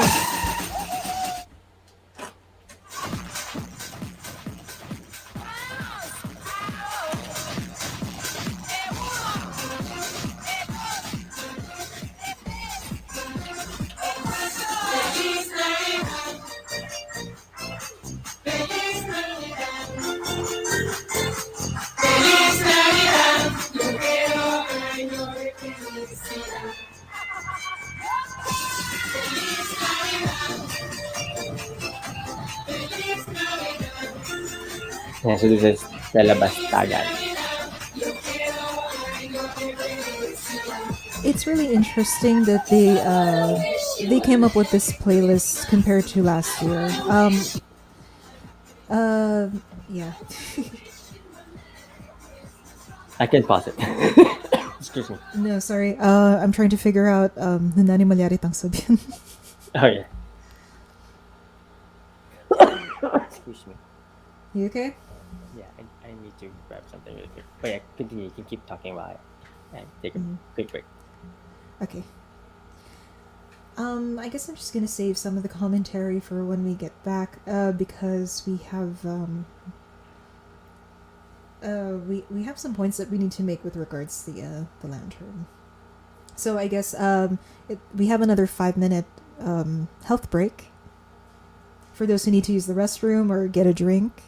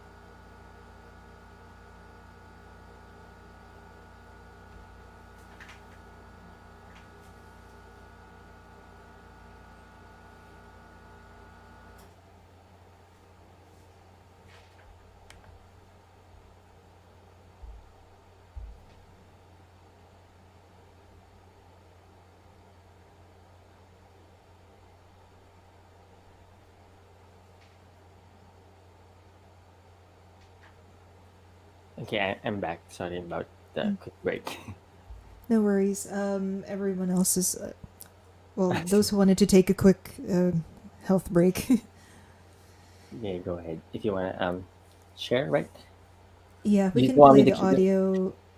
We can play the audio, but probably like one half, so we can talk over it. Yeah. Again, we have we're trying to deal with the copyright issues. Maybe I'll just mute it while we talk. But yeah, so it's not Distracting.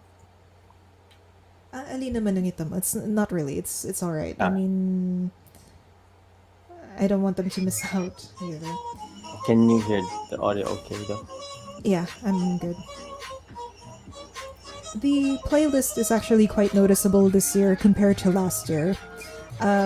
Because last year was the first instance in which they wanted to proceed with the Giant Lantern Festival while also keeping the standards of keeping everyone safe. So there was only exhibition last year. There wasn't any competition.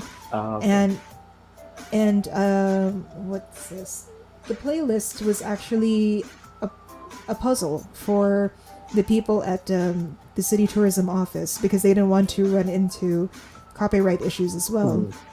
So I think a good 98% of their songs significantly deviated from what we're used to hearing for Giant Lantern, in that they were mostly Kapampangan songs or Kapampangan versions of the popular carols and the popular Christmas songs that are international. And it's just unfortunate that a lot of the members of the audiences took it the wrong way. There were comments in which they probably took it as being indulgent when this was the only feasible way for the festival to continue. Yeah. So yeah. Did you want me to skip to the? The problem is I don't have the exact mark where Oh, where the gimmick was at. okay. We can just keep it. From Telabasta kami, so we can just keep it playing. Yeah. Please excuse my periodic disappearance on camera. The USB is kind of failing. It's flaking. Okay. Yeah, it's okay. So you can even see in the corner the back, the operators of the giant parol. Here we go. Another reference to the We Healers One program.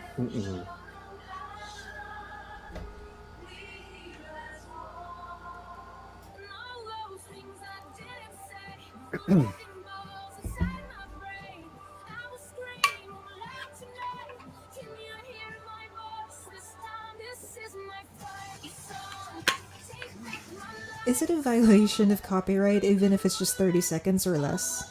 It depends on how strict they are, but maybe for this one, since it's a more popular song, I'll mute it. Okay. Yeah, because it depends on the label too. Because some labels are more strict, some are more open. Yeah. They were particularly worried about this last year because of especially since it was a live stream on Facebook, they feared the possibility that they could be taken off air, and to think everyone had a hard time, or not really a hard time, but everyone put in so much effort rather, just to Yeah. make the event happen.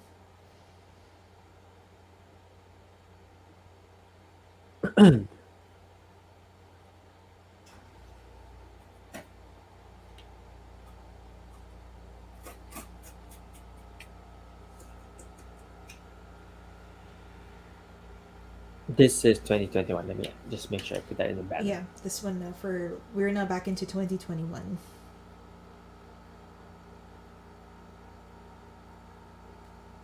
And this time the playlist for the lanterns here are closer to the old normal setup. Only that what I did notice when I viewed the competition on that was December 16. The classics were missing. And I think it was I think it was a motivation on the part of the lantern artists themselves to go with a different playlist, the songs. So we haven't heard in a very long time what Voltes 5. Oh, yeah. And I think it's a pity though because Voltes 5 was already the branding of one of the barangays. Oh, yeah. It was a remember. constant for one of them. Yeah. We can go to the next one now. I see. Next one is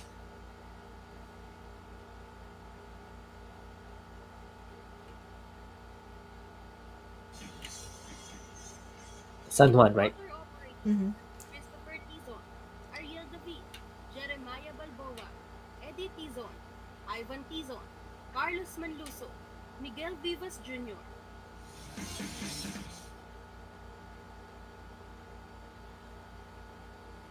Barangay San Juan, gawan meng Makune at Masala Imbengi. In 5, 4, 3, 2, 1, go! With that, let the game begin.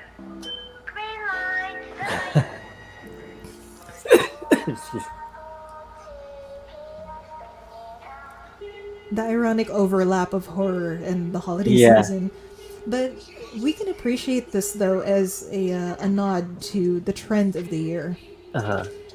How many weeks had Squid Games been in the top 10 for Netflix? Yeah, it's like the world record. And I think the intention of the Lantern Artist for this one is to illustrate the synchronization of lights and music, which is basically part of the factors for a lantern to be judged. Yeah.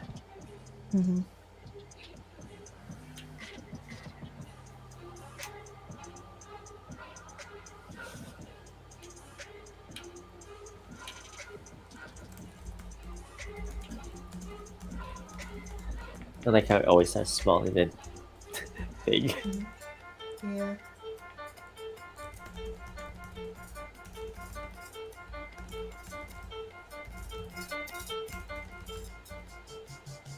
And you can see the parole operators in the back dancing ish, kind of dancing to the music. And you did mention earlier that oftentimes it's easier Yeah. to follow Stay the on beat. beat. Yeah.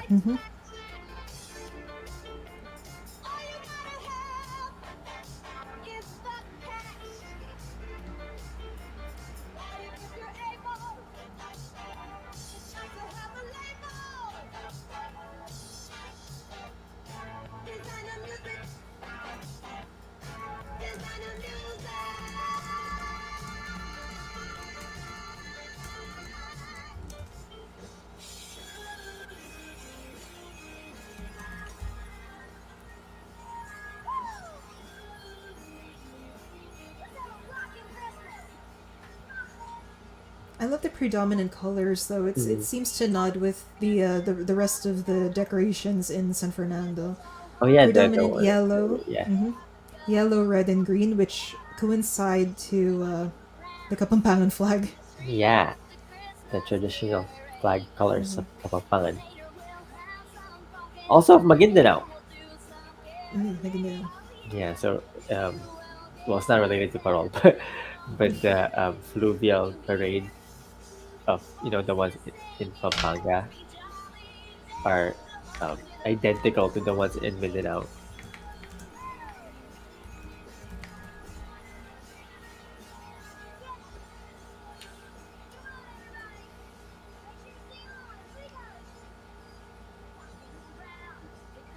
Okay. Okay, maybe I can pause it here since Yeah. it's a more copyrighted song. Yeah.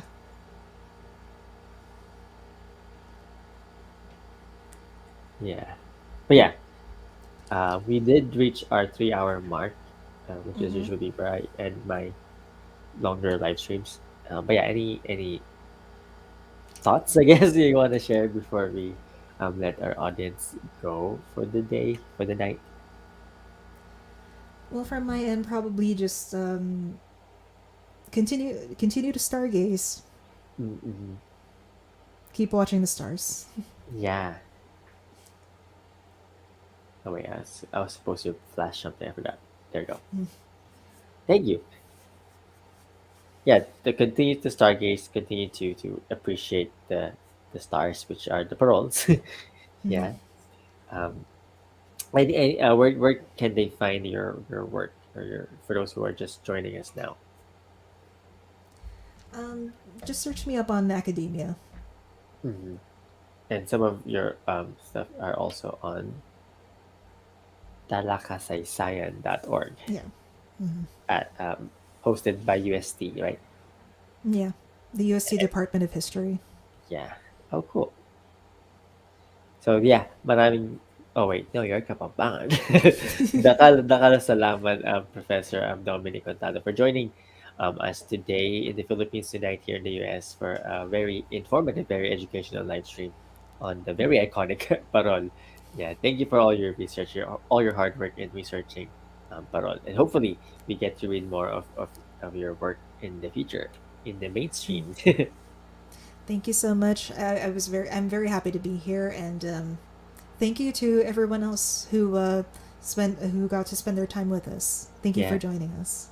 Thank you. It's a this is only the second 3 hour live stream I did. The other ones are only 2 hours at most. But yeah, just tells us how much there's a lot more to talk about. But yeah, Yeah. unfortunately it is already 3 hours, and I actually have to eat dinner, and it's 11 p.m. here. Oh. Yeah, I did eat a little bit before we started. Oh, cool. See, we have someone from Chicago who's saying the Halkum Salamat, and he's been watching in Chicago, which is now what? I can't do my math, but it's tomorrow na over there. Mhm. Thank you. Thank you then to Shade Gray. Thank you to everyone who commented, asked questions. It was very, even me, like I had to like double check the answer to the questions. Yeah, salamat, dakala salamat. Again, any last words, Dominic, in to the audience, to Kapampangans, to Filipinos? Oh, well, just stay safe always. Yay. Dakala salamat. I haven't seen the updated numbers yet for the fundraiser, but when we today, as of today, as of earlier today, we're at $14,199, or around 700,000 pesos. So maraming salamat again. Dakal pong salamat. Magsukol agyaman. Ano pa ba? Terima kasih. Wait, that's bahasa. But yeah, just mabalos in Bicol. So thank you so much for the donations that came through for our kababayans in the Visayas. Daghang salamat in Cebuano. Yeah, thank you. Trying to where's my notes for the closing? But yeah, anyways, thank you again for joining us in this live stream. I guess it's the hunger that's kicking in. I'm forgetting what I'm supposed to say. But yeah, dakala salamat to everybody for joining us from different corners of the world. Yeah, and then again, before I forget, see, I keep forgetting things. If you can get my books for 15% off on my website.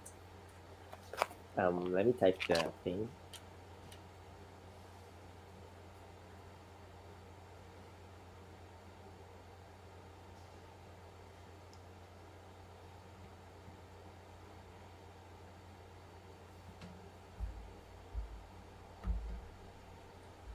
Alright, I'm like hungry, so my brain cells are not as functional.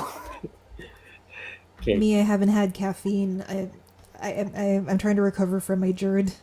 Oh no, I Yeah. for me it's the opposite. I had too much caffeine. But yeah, so all my books are currently on sale for 15% off from my website, kabiraudio.com/shop. Sadly, it's not yet available in the Philippines. I mean, if you order through Amazon or Lulu, you can, but it's just a little bit more pricey. But yeah, Snow15 is the coupon code that you can use for 15% off from my website. And then tomorrow's topic is about Tondo. So for those who are interested in pre-colonial Kapampangan history, not just Kapampangan, sorry, Philippine history, Luzon history, we'll be talking about Tondo. Let me type that too in the chat. So same time tomorrow, 8 p.m. Pacific, 11 p.m. Eastern, and 12 p.m. Philippines. What am I forgetting? What I'm gonna say? The topic tomorrow. Sensya na.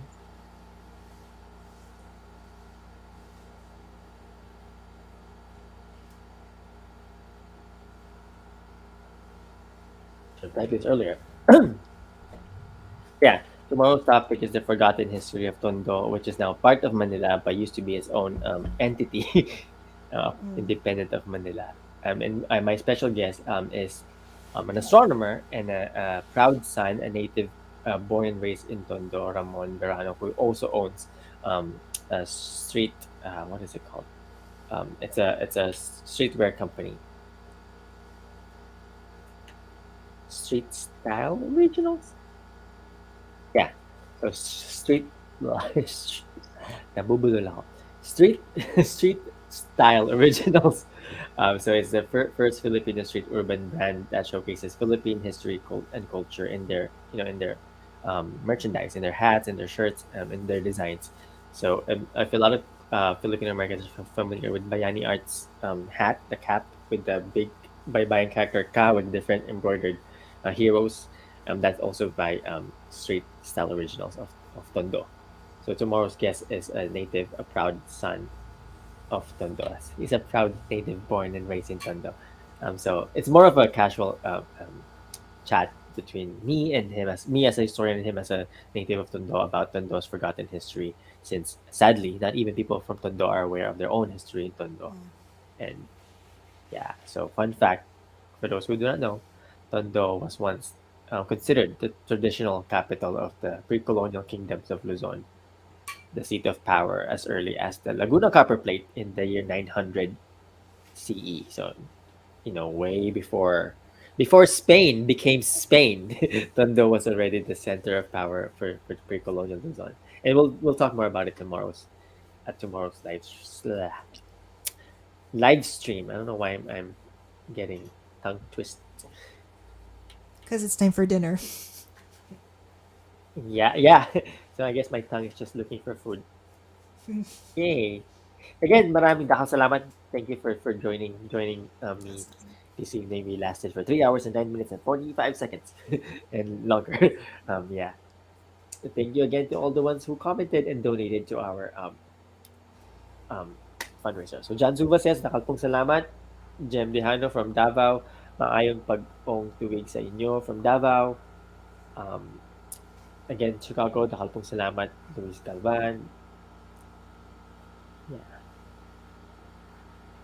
Yay. So yeah, sorry, I forgot my closing spiel.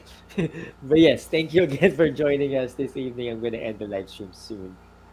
Yeah, stay tuned tomorrow, same time, same channel, same page on Facebook, same channel on YouTube, and we'll talk about the forgotten history of Tondo, the native of Tondo, who's also very passionate in passing down the history of Tondo to the younger generation of Tondo. Excuse me. Yay, thank you. I guess that's it for me today, this evening. Yeah, stay tuned tomorrow. And don't forget to donate for our kababayans in need in the Visayas. The link is down there. Dakalan salamat. And I'm going to end the stream in 3, 2, bye. Kita kits or kababayan Mikitix in Bisaya kita aita. Oops, I forgot. It has this like end broadcast and then a confirm. I always forget there's a confirm that the